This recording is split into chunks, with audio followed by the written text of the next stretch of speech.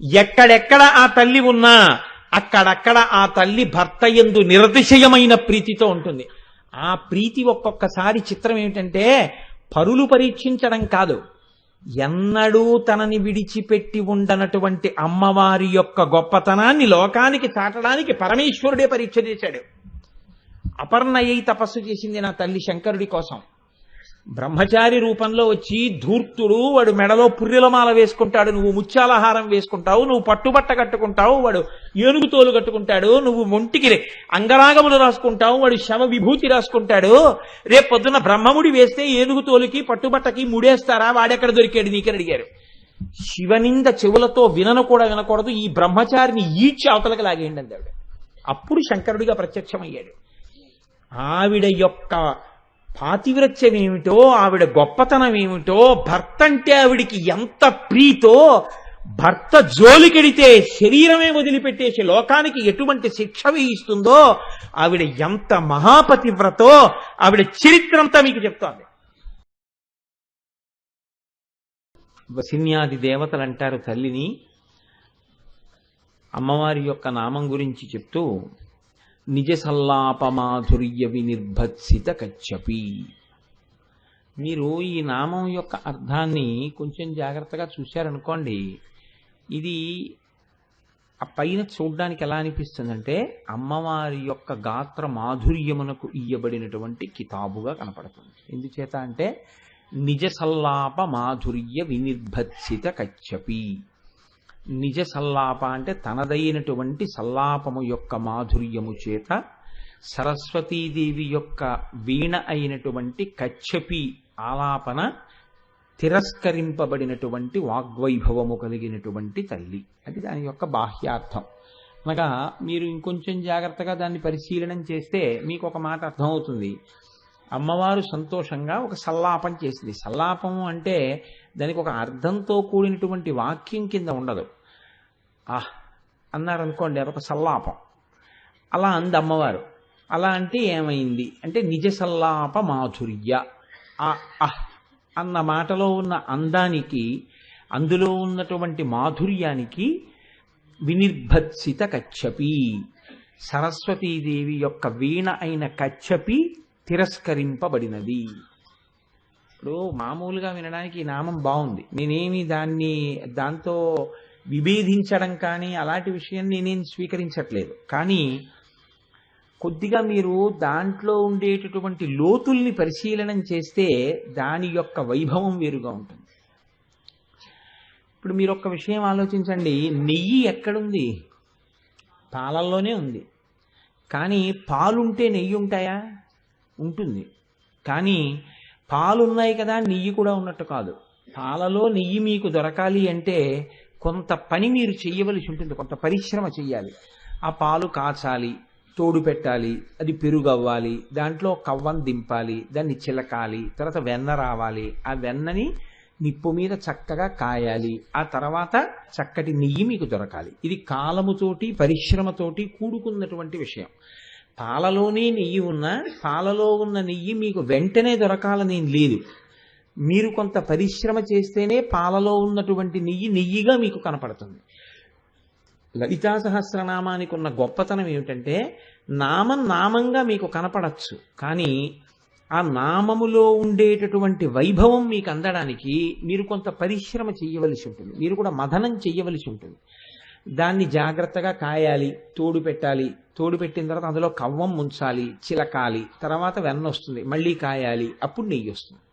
అంటే నా ఉద్దేశం నిజంగా నెయ్యిని, ఆ నామాన్ని ఏదో తీసుకెళ్ళి అలా చేయమని కాదు, ఆ కాగితాన్ని అంతర్మథనం చెయ్యాలి దాని మీద.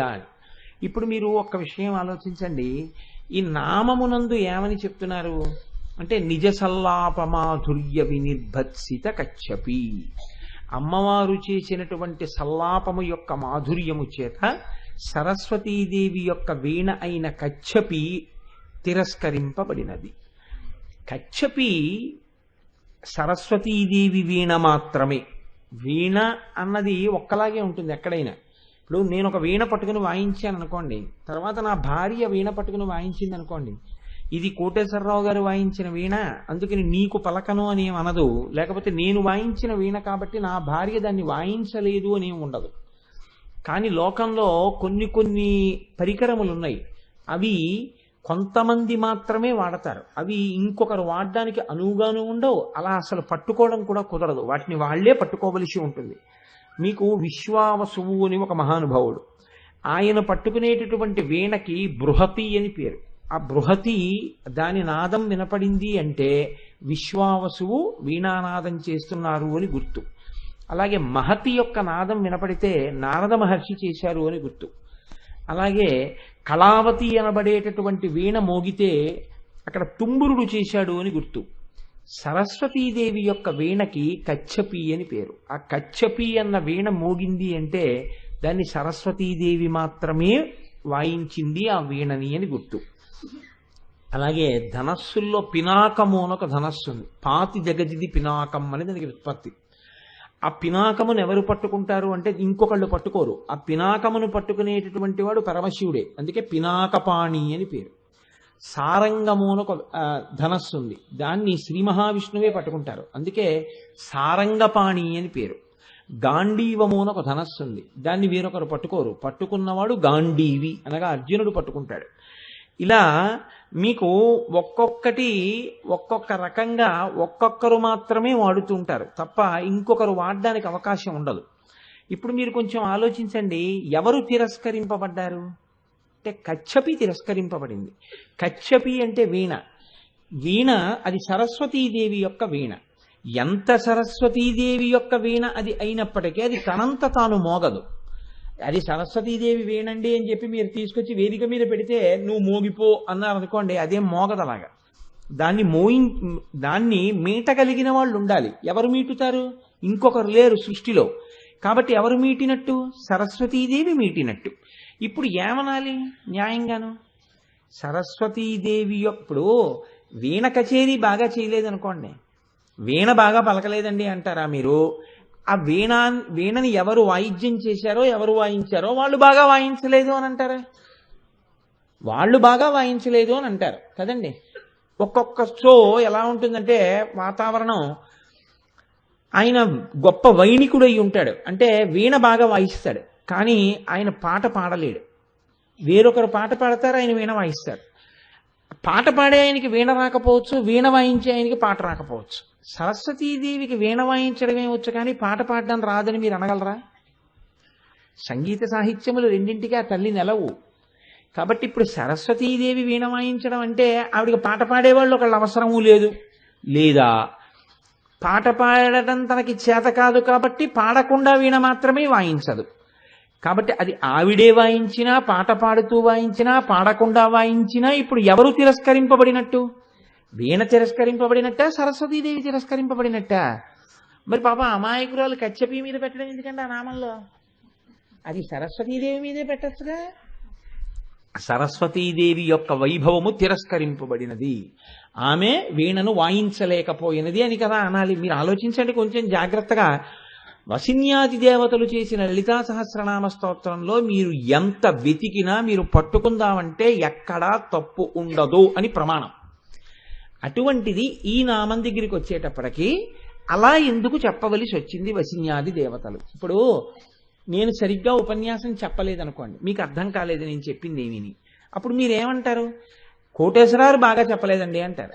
నిన్న చెప్పింది మీకు బాగా అర్థమైంది అనుకోండి, ఆ మైకులు బాగా చెప్పే నిన్న, ఇవాళ కోటేశ్వరారు బాగా చెప్పలేదు అంటారు కదా.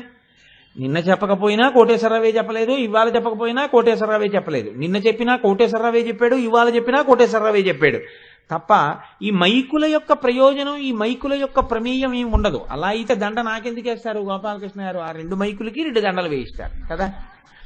నాకు దండలు వేయిస్తున్నారు అంటే ఇవి నా చేతి ఉపకరణము తప్ప వీటికి స్వతంత్రత లేదని గుర్తు. నేనెవరి చేతి ఉపకరణాన్ని? ఆవిడ చేతి ఉపకరణాన్ని నేను. అందుకని ఆయన నాకు దండ వేస్తే నేను ప్రార్థనా స్వరూపమైన దండ ఆవిడికి వేస్తున్నాను, వేసి నేను మాట్లాడుతున్నాను కదండి. అప్పుడు నేను ఆవిడ చేతి పనిముట్టునయ్యాను. మీరు ఇందులో ఉండే గమ్మత్తు చూడండి. మరి ఇలా అయినప్పుడు వీణ గురించి ఎందుకు మాట్లాడడం? సరస్వతీదేవి గురించి కదా మాట్లాడాలి. సరే పోన్లెద్దురు, దానికి మీరు ఎందుకంత తలపగల కొట్టుకుంటారు? కోటేశ్వరారు పోనీ ఏదో అన్నారు వదిలేయండి అక్కడతో అని మీరు అనకండి, నేను అలా వదలను. ఎందుకంటే అసలు అమృతం అంతా అక్కడే ఉంది. 2 అదొకటి నాకు అభ్యంతరం, అలా ఉంచండి. 2వ అభ్యంతరం, ఆవిడ ఎప్పుడంది ఈ మాట? అంటే చాలా ప్రసన్నురాలుగా ఉంది అమ్మవారు కదండి, చాలా సంతోషంలో ఉంది. చాలా సంతోషంలో ఉంది ఆవిడ ఆహ్ అన్నప్పుడు అని మీకు ఎలా తెలుసు? ఇప్పుడు నేను విసుగ్గా ఉన్నాను అనుకోండి, మీరు నా పట్ల చాలా ప్రీతి కలిగిన వారే. ఉపన్యాసానికి వచ్చినప్పుడే ప్రీతి కాదు, నేను ఉపన్యాసంలో లేకపోయినా నేను అలా రోడ్డు మీద వెళ్ళిపోతున్నా నా ఎందు ప్రీతి కలిగిన వారు అనుకోండి, ఏం చేస్తుంటారంటే నాకు నమస్కారం చేస్తుంటారు. ఎందుకంటే కోటేశ్వరారు ఒక ప్రీతి, ఒక భక్తి, ఒక నమస్కారం చేస్తారు. అది వీడు ఇప్పుడు పంచి కట్టుకుని లేడు, వేదిక మీద లేడు, వీడికి ఏదో నమస్కారం అని అనరు కదా, ఓ నమస్కారం పెడతారు. నాకు ఎందుకు పెడతారంటే మీ మనసులో ప్రీతి అటువంటిది అయినప్పుడు మీరు ఒకటి ఆలోచించండి. ఇప్పుడు నేను ప్రీతితో లేననుకోండి, నేను ప్రీతితో లేను అంటే నాకు అలా వైముఖ్యం ఉంటుందని కాదు దాని ఉద్దేశ్యం. నేను ప్రీతితో ఉండడానికి అనువైన వాతావరణంలో లేను.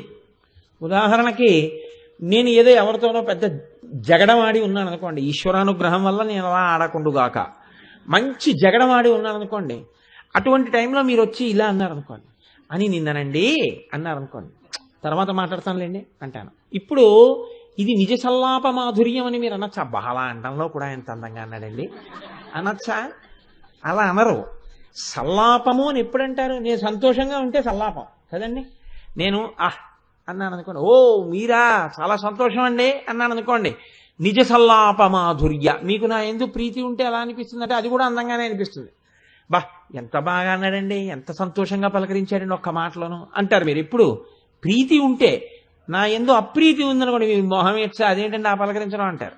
ప్రీతి అప్రీతుల చేత నేను అన్న మాట మీకు అందంగా వినపడుతుంది, అందంగా వినపడకపోతుంది. కాబట్టి చూడండి, ఇప్పుడు అమ్మవారు ప్రీతితోనే ఉందా, సంతోషంగానే ఉందా? అసలు ఆవిడ ఏమైనా కొంచెం ఇబ్బందిగా ఉందా? ఆవిడ ఏమైనా చికాగ్గా ఉందా? ఆవిడ ఏమైనా కొంచెం ఎవరైనా ఏ శుంభులు లాంటి వాళ్ళు పంపించిన రాయబారం అప్పుడే వినుందా ఆవిడ ఒకవేళ ఏమైనా? అంటే అలా లేదా ఆవిడ. ఆవిడ చాలా సంతోషంగా ఉంది. ఆవిడ చాలా సంతోషంగా ఉందని మీకు ఎలా తెలుసండి అని నన్ను అడుగుతారేమో. నిజ సల్లాప అన్న మాట ఒకటి వేశారు వశిన్యాది దేవతలు. సల్లాపము అంటే సంతోషంతో ఉన్నప్పుడు వచ్చేటటువంటి మాట. కష్టంలో ఉన్నా కూడా నిజానికి కష్టం మరిచిపోయినటువంటి సందర్భం అది. ఎవరో కొంచెం మనసులో ఏదో కొంచెం ఇబ్బందిలో ఉన్నారనుకోండి, ఒక గొప్ప గాత్ర కచేరీ మీరు వింటున్నారు. ఆ కచేరీ వింటున్నప్పుడు ఆయన సాంబశివాయనరే అని కీర్తన చేస్తున్నాడు. ఆ కీర్తన వింటున్నప్పుడు మీరు మీ కష్టాన్ని అన్నిటినీ మర్చిపోయి అంటున్నారు. ఇప్పుడు ఇది నిజ సల్లాపం అంటే సంతోషంలోంచి బయటికి వస్తోంది. కాబట్టి ఇప్పుడు అమ్మవారు ఎలా ఉంది అన్నది మీకు తెలుస్తోంది దీన్ని బట్టి. అంటే ఏమన్నా అమ్మవారు కోపంగా కూడా ఉంటుందా అని మీరు నన్ను అడగచ్చు. అమ్మవారు కోపంగా ఉండదు. అమ్మవారు కోపం తెచ్చి పెట్టుకునేటట్టుగా ప్రవర్తిస్తూ ఉంటారు కొందరు. ఎందుకంటే ఆవిడప్పుడు తెచ్చి పెట్టుకుంటే తప్ప ధర్మరక్షణ జరగదు. ఓ మహిషాసురుడు వచ్చాడండి, ఆవిడలో మార్పే ఉండదు. కానీ ఆవిడ కొంచెం కోపంగా ఉన్నట్టుగా నటించాలి, అమ్మ పిల్లాన్ని ఉద్ధరించడానికి కోపం నటించినట్టు. అప్పుడు నిజ సల్లాపం ఉండదు, హుంకారం ఉంటుంది. అప్పుడు నిజ హుంకార మాధుర్య అన్న మాట వేరు అందులో. ఇప్పుడు ఆవిడ నిజ సల్లాప మాధుర్య అంటున్నారంటే ఆవిడే మహిషాసురుడి దగ్గర నుంచి రాయబారము లేదు, శంభుల దగ్గర నుంచి రాయబారము లేదు, యుద్ధము లేదు, అల్లరి లేదు. ఆవిడ ఏం చేస్తోంది?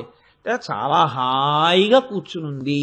ముందు ఈ నామము వలన మీకు తెలుస్తున్న విషయం ఏమిటంటే అమ్మవారు ఏ పరిస్థితులలో కూర్చుని ఉన్నది మీకు ఒకటి అర్థమైంది. కనుక మీరు ఈ నామాన్ని లోపల ధ్యానం చేసేటప్పుడు మీకు ఏం కనపడాలి? బహుశః మీకు ఎలా కనపడవలసి ఉంటుంది అంటే ఆవిడ చాలా సంతోషంగా తాంబూల చర్వణం చేస్తూ కూర్చుంటే ఒక్కసారి ఏదో వీణానాదని మీలితర్ధనయనే విప్రస్థ చూళింబరి తాంబూలం వేసుకుని అమ్మవారి ఇలా ఇలా అంటుంటే ఆ తాటంకములు ఊగుతుంటే ఎంతో సంతోషంగా వింటోంది వీణ కచేరి. వింటూ ఇప్పుడు ఆవిడంది చాలా బాగా అనిపించింది ఆవిడకి. అందుకే కదండి నిజ సల్లాపం వచ్చింది. సల్లాపం వచ్చిందంటే అది నచ్చింది ఆవిడికి. అందుకని ఆవిడంది నిజ సల్లాప మాధుర్య. పాపం ఆ అండంలో పోనీ ఏమంటే లోపలైతే సంతోషంగా ఉంది, కానీ పైకి ఆ మాట కొంచెం కర్కశంగా ఉందండి అని మీరు వంక పెట్టడానికి లేదు అప్పుడు. ఎందుకని? మాధుర్య విశేషణం ఉంది. నామం 16 అక్షరాలేనండి, అందులో భావం ఎంత దాచారో చూడండి. ఇప్పుడు ఒక్కొక్కడు ఉంటాడు, కడుపు నిండా ప్రేమ ఉంటుంది, కానీ పలకరిస్తే ఎలా ఉంటుందో తెలుసా అండి? ఎప్పుడు తగలటావు అంటాడు. ఆయనకి చాలా ప్రేమే, కానీ ఆయన అలాగే అడుగుతాడు. మరి అంతే, ఆయన ఎప్పుడు వచ్చావురా అని అడగడు, ఎప్పుడు తగలటావురా అంటాడు. ఆయన అలా అన్నాడు కదా అని మీరు ఆయన మీ పట్ల అప్రీతితో ఉన్నాడు అనుకోక్కర్లేదు. ఆయన ధోరణి అటువంటిది. అమ్మవారు అటువంటి ధోరణ ఉన్నది కాదు, చాలా మంచి వాగ్విలాసం ఉన్నటువంటి తల్లి. అసలు ఆ తల్లి వల్ల వాగ్విలాసం వస్తుంది, ఎవరికైనా వాగ్వైభవం వస్తుంది. ఇప్పుడు ఆ తల్లి చాలా మధురంగా మాట్లాడింది. అది ఇంకోలా అర్థం అవడానికి అవకాశం ఏం లేదు. అది ఆవిడ మెచ్చుకుంటోంది అనే అర్థం అవుతోంది తప్ప నాకు అలా అనిపించలేదండి అన్నారనుకోండి, అలా అనిపించలేదండి అని అనడానికి అవకాశం అక్కడ లేదు. ఎందుకని? ఆవిడ అందనుకోండి, సరస్వతీదేవి వీణ ఆపేసింది అనుకోండి, అదేమిటి అలా ఎందుకు ఆపేశావు అందనుకోండి, మీరమ్మ అన్నారు కదా, ఏమైనా పొరపాటును నేను రాగతాళముల యందు దోషం వచ్చిందేమో, మీరు అపభ్రంశం అయిందని అలా అన్నారేమో అని నేను ఆపేశానమ్మా అందనుకోండి, అప్పుడు మీరు తప్పట్టుకోవడానికి ఏం లేదు. అలా అందా అమ్మవారు, అలా అందని ఉందా నామంలో? లేదు. ఏమంది? నిజ సల్లాప మాధుర్య అందావిడ. అంటే ఇప్పుడు చాలా సంతోషంగా ఉంది ఆవిడ మాట, ఆవిడ చేష్టితము, ఆవిడ చెయ్యూపడం అన్నీ మధురముగా తాను అనుభవిస్తున్నటువంటి ఆనందాన్ని వ్యక్తం చేస్తున్నాయి. అంటే ఇప్పుడు అమ్మవారు ఎంత ప్రసన్నమూర్తి అయి ఉన్నది, బహుప్రసన్నమూర్తి. మీరు ధ్యానం చేయడానికి చాలా సంతోషంగా తొందరగా మనసు లగ్నమైపోయేటటువంటి మూర్తి. ఒక అధికారి చాలా సంతోషంగా ఉన్నాడు అనుకోండి, మీరు వెళ్ళి ఆయనకి 4 మాటలు చెప్పుకోవడం తేలిక. ఆయన విసిరేస్తున్నాడు అనుకోండి ఫైలు, అప్పుడు మీరు వెళ్ళి ఆయనతో మాట్లాడడానికి ఇవాళ వద్దులేండి రేపు వెళ్తానంటారు. ఇప్పుడు మీకు ధ్యానం చేయడానికి చాలా తేలిక ఆవిడ మూర్తి. ఆ స్థితిలో ఉంది ఆవిడ, నిజ సల్లాప మాధుర్య. మరి సరస్వతీదేవి ఏం చేసిందండి? వినిర్భత్సిత కచ్చపి, కచేరీ ఆపేసింది. ఎందుకు ఆపేసింది అంటే, నువ్వు అన్న మాట చేత నా వీణ యొక్క గౌరవం తిరస్కరింపబడినది. నా వీణ యొక్క మాధుర్యం కన్నా నీ మాట మాధుర్యం చాలా గొప్పగా ఉంది, కాబట్టి నేను కచేరీ ఎందుకు ఆపేశాను. ఇప్పుడు మీరు కొంచెం జాగ్రత్తగా ఆలోచించండి, ఇందులో వినయం కనపడుతోందా, అతి వినయం కనపడుతోందా? మీరేం మొహమాట పడకండి, లలితా సహస్రం కదా, అలా మనం అంటే ఏమైనా పాపం చుట్టుకుంటుందేమో అని అనుకోకండి. అదేంటి, మీరు ఉన్న యథార్థమే చెప్పండి.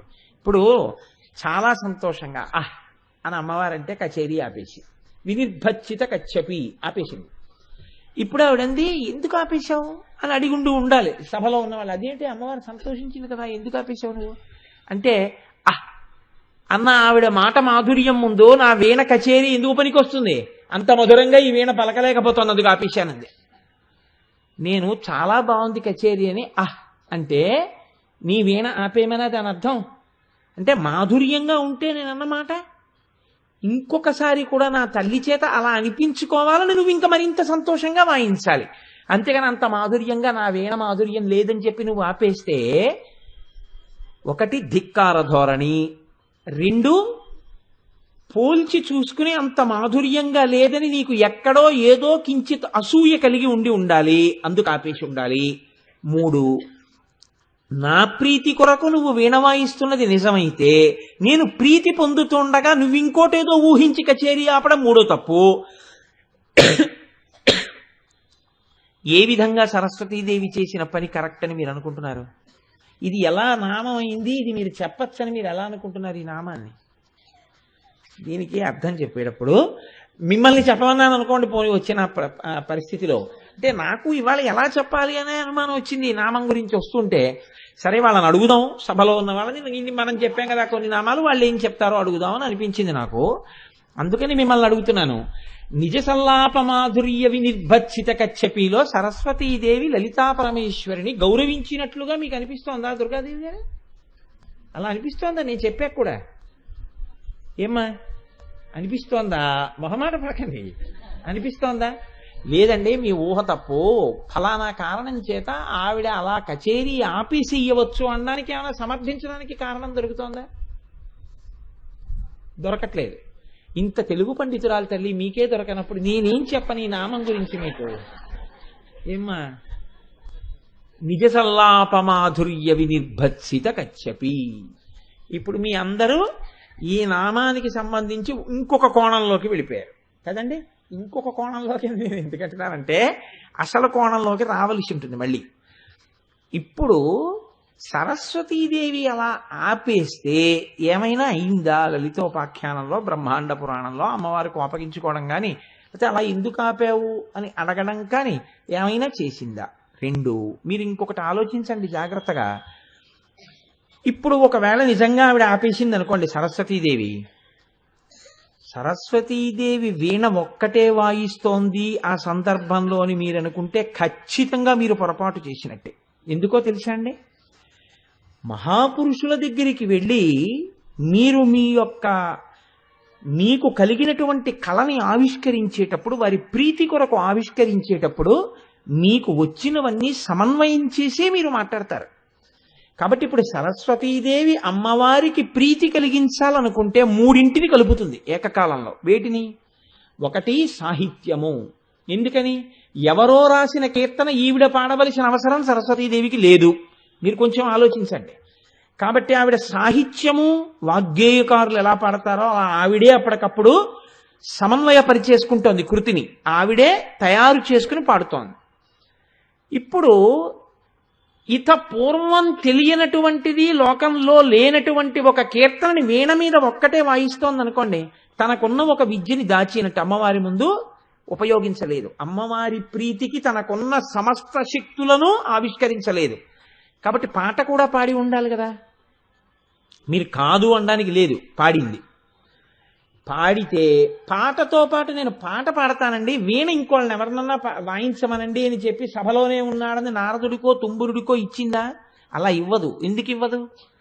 ఆవిడికి అప్పటికప్పుడు పాటని రచించడం, అప్పటికప్పుడు పాడడం, అప్పటికప్పుడు దానికి సరిపోయేటట్టు వీణ వాయించడం, మూడు చెయ్యగలిగిన ప్రజ్ఞ, దోషం లేకుండా చెయ్యగలిగిన శక్తి ఎవరికి ఉంది?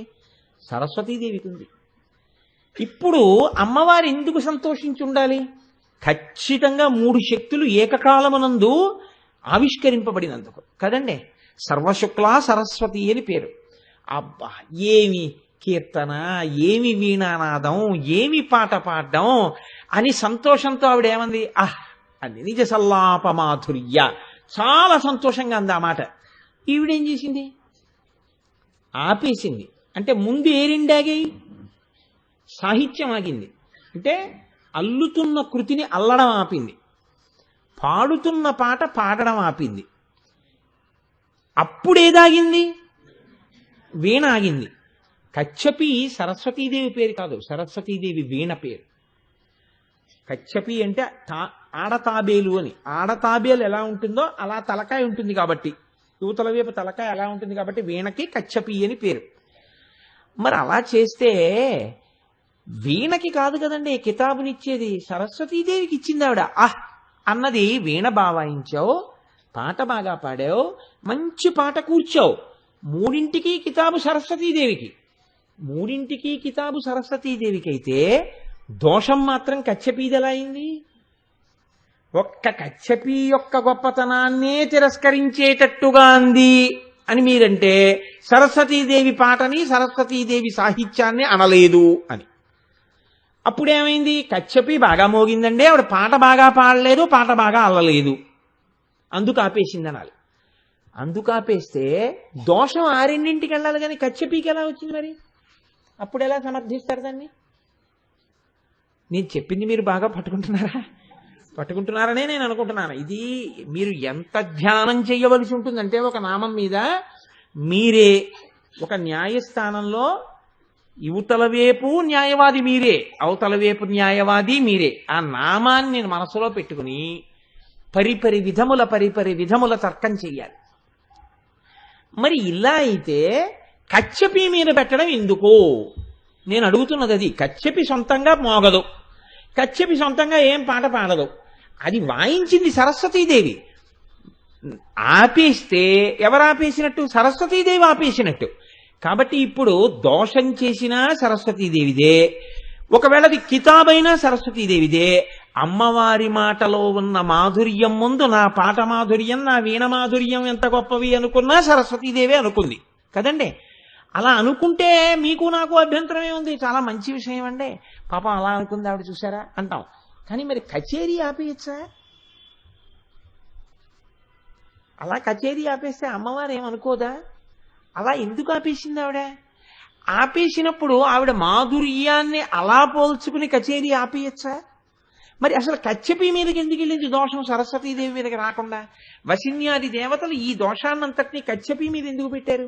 కచ్చపి యొక్క గొప్పతనాన్ని అమ్మవారి మాధుర్యముతో కూడిన సల్లాపము తిరస్కరించినది అన్న నామం ఎలా వచ్చింది 16 అక్షరాలతో? ఇప్పుడు మీకు ఈ విషయంలో అయోమయం వచ్చింది అనుకోండి. ఇప్పుడు ఇది ఎలా జరిగింది అనుమానం వచ్చింది, మీరు ఏం చేయాలి? మనకి చెప్పగలిగిన ప్రజ్ఞావంతుడు ఎవరు ఈ విషయంలో? శంకరాచార్యులు వారే. కాబట్టి ఇప్పుడు మళ్ళీ వెంటనే మీరు ఏం చేయాలంటే, ఇదేదో అనుమానంగా ఉందండి, దుర్గాదేవి గారు మాకేం చెప్పట్లేదు, కాబట్టి భగవాన్ శంకర జగద్గురోహో మీరే మాకు దిక్కు, మీరు ఏమైనా మాకు చెప్పవలసింది అని మనం ఆయన పాదములు పట్టుకోవాలి. పట్టుకుంటే ఆయన ఎంతటి మహానుభావుడంటే, ఒక సందర్భం అలా సరిపోతుంది లలితా సహస్రంలో, దాన్ని అర్థం చేసుకోవడంలో అయోమయం లేదు అని అనుకున్నారనుకోండి శంకరాచార్యులు వారు, అది బాగా అర్థం అవ్వడానికి ఒక కొత్త కోణం తెస్తారు. ఇది అర్థం చేసుకోవడానికి కొంచెం ఇలాగే చెప్పాలి అని ఆయన అనుకున్నారనుకోండి, ఆయన దాంట్లో ఉపమానాల్ని కానీ సందర్భాల్ని కానీ మార్చకుండానే తీసుకొస్తారు. మీరు లలితా సహస్రాన్ని సౌందర్యలహరిని పక్క పక్కన పెట్టి పరిశీలనం చేసేటప్పుడు మీరు ఈ కోణాన్ని పట్టుకోవాలి. శంకరాచార్యుల వారి సాహిత్యంలో ఒక ఉపమానం బాగుందనుకోండి, దాంట్లో అయోమయం ఏం లేదనుకోండి, శంకరాచార్యుల వారు ఏం చేస్తారంటే అలా కాకుండా ఇంకా బాగా అర్థం అయ్యేటట్టు ఇంకో కొత్త కోణం ఎత్తుకుంటారు. ఏదో అమ్మవారి యొక్క కనుబొమల గురించి మీకు నేను ఈత పూర్వం ఒక నామం చెప్పి ఉన్నాను, ఆ నామం మీతో ఇంకా బాగా చెప్పించాలనుకోండి, ఆయన చెప్పిన శ్లోకం జటిలంగా ఉంటుంది నామం కన్నప్పుడు. భ్రువౌ భగ్నే కించిత్ భువన భయ భంగవ్యసని అని అప్పుడు సవ్యేతరకర గృహీతం రతిపతే హే అంటారు. అప్పుడు ఇది ఎడం చెయ్యో తెలీదు, కుడి చెయ్యో తెలీదు. అప్పుడు మీరు బాగా ధ్యానం చేస్తే తెలుస్తుంది ఏ చేత్తో పట్టుకున్నాడు. శ్లోకం జటిలం అవుతుంది, నామం తేలికవుతుంది. నామం తనంత తాను కొంచెం ధ్యానం చేసేటప్పుడు ఇలా ఎందుకు జరిగింది అని అనుమానం వచ్చేటట్టు ఉందనుకోండి, ఆయన ఆ స్థితిని మార్చకుండా ఇప్పుడు ఇది బాగా అర్థమయ్యేట్టు శ్లోకం తీసుకొస్తారు. అది శంకరాచార్యుల వారి ప్రజ్ఞ. దాన్ని బట్టి మీకు ఏమర్థం అవ్వాలంటే, లలితా సహస్రనామ స్తోత్రంలో ఉన్న ఈ శ్లోకాన్ని బాగా అర్థం చేసుకోవలసిన అవసరం ఏదో ఉంది. అంటే మీరు ఇప్పుడు పెరుగు తోడు పెట్టడం దగ్గరికి వచ్చారు. ఎలాగో తెలుసా అండి? పాలు కాచారు. ఎక్కడ కాచారు? మేధస్సు అనే అగ్నిహోత్రం మీద కాచారు. ఇలా ఎందుకు జరిగింది, అలా ఎందుకు జరిగింది? ఇప్పుడు ఎర్రటి తట్టు కట్టే పైన చెట్టు కట్టింది, ఇందులో ఏదో ఉంది తెలుసుకోవాలని కుతూహలం వచ్చింది. ఇదే భగవంతుని యందు ప్రీతి. వసిన్యాది దేవతలు చెప్పడంలో తప్పు ఉండదు. మేమేదో అందుకోలేకపోతున్నాం, ఎలా అందుతుంది? ఇప్పుడు గురువు తోడు రావాలి. అదే పెరుగొచ్చి ఈ పాలలో పడాలి, ఈ పాలు కూడా పెరుగవుతాయి. ఇప్పుడు ఇది పెరుగు అయిపోయిన తర్వాత మీరు మళ్ళీ మీ మనసనే కవ్వాన్ని దింపాలి. ఇప్పుడు భక్తి అనే తాడు కట్టి చిలకాలి. చిలికితే ఏమైపోతుంది? వెన్న తేలిపోతుంది, వచ్చేస్తుంది వెన్న పైకి. మళ్ళీ అగ్నిహోత్రం మీద పెట్టారనుకోండి, నెయ్యి వచ్చేస్తుంది. ఇప్పుడు మీరు ఏ స్థితికి వచ్చారు? శంకరాచార్యుల వారిని అయ్యా మీరు మాకు ఉపదేశం చెయ్యాలని అడిగారంటే పెరుగు కావాలని అడిగారు అంటే తోడుకోవడం మొదలుపెట్టింది. తోడుకోవడం మొదలుపెట్టిందని గుర్తేమిటి? పెరుగు వేశాక కుండ కదపకూడదు. కుండ కదిపేశారనుకోండి, తోడుకుందో లేదో అని ఇహ పాలు తోడుకో. కాబట్టి ఇప్పుడు ఇంకే ఎలా వినాలి? బాగా తోడుకునేటట్టు వినాలి ఈ నామాలు. అంటే శంకరాచార్యులు వారు చెప్తున్నటువంటిది ఈ పాలలోకి చేరాలి. కాబట్టి చూడండి, ఇప్పుడు శంకరులు అన్నారు, విపంచాగాయంతి వివిధమపదానం పశుపతే త్వయారబ్ధే వక్తుం చలిత శిరసా సాధువచనే తదీయైర్మాధుర్యైరపలపిత తంత్రీ కలరవాం నిజాం వీణాం వాణీ నిచుళయతి చోళేన నిభృతాం. లలితా సహస్రంలో ఏముందో ఖచ్చితంగా దాన్ని తీసుకొస్తున్నారు. మీరు కొంచెం జాగ్రత్తగా చూడండి ఆ శ్లోకాన్ని. విపంచాగాయంతి వివిధమపదానం పశుపతే. శంకరాచార్యుల వారు మీకు కొత్తగా ఏ సూచనలు చేస్తున్నారో మీరు పట్టుకోవాలి. విపంచాగాయంతి, విపంచ అంటే విపంచి అంటే వీణ. ఇప్పుడు ఆయన కచ్చపి పేరు వదిలేరు, అది కచ్చపి సరస్వతీయ మోగించాలి, సరస్వతీదేవి మోగిస్తే అది కచ్చపి అయి ఉంటుంది.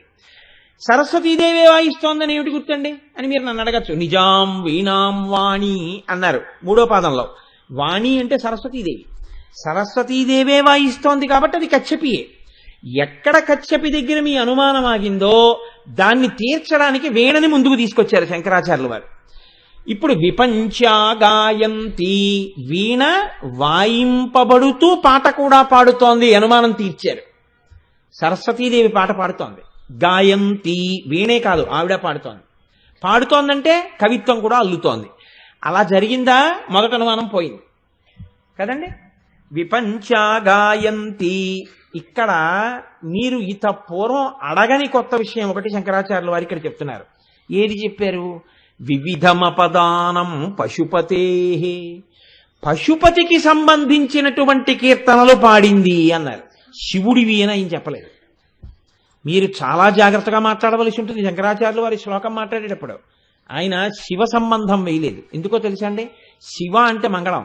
పొరపాటునోడు దీర్ఘం తీశాడనుకోండి, అది పార్వతీదేవి అయిపోతుంది, శివ అయిపోతుంది. శివ అంటే మంగళం, భద్రం, శ్రేయం, కళ్యాణం ఎన్నో ఉన్నాయి. పశుపతి అంటే శివుడు ఒక్కడే. ఇప్పుడు మీరు ఎవరి మీద పాడింది అంటే శివుడి మీద అనకూడదు. శంకరాచార్యులు వారు చెప్పింది చెప్పండి, అది శ్రద్ధతో అని నేను అనడానికి కారణం, అది కుండ కదపకండి అనడానికి కారణం. ముందు ఆయన చెప్పిన మాట చెప్పండి. ఆయన ఏమన్నారు? పశుపతే వివిధమపదానం, ఒకటి కాదు వివిధ, బహువచనం వేశారు. పశుపతే, పశువులన్నింటికీ పతి అయిన వాడెవరో వాడు చాలా లీలలు చేసి ఉన్నాడు. ఎవరా పశుపతి? ఈవిడ యొక్క భర్త. ఇక్కడ మీరు కొంచెం జాగ్రత్తగా పట్టుకుంటే పశుపతి అయిన వాడు ప్రభువు, ఈవిడ ఆయన యొక్క భార్య, ఈవిడ మహాపతివ్రత. మీకు అన్వయంలో కొంచెం జాగ్రత్తగా తీసుకోండి. ఈవిడ మహాపతివ్రత, అలాంటి తల్లి కాదు. ఇప్పుడు ఈవిడ ఏం వింటోంది? ఈవిడ గురించిన కీర్తన కాదు.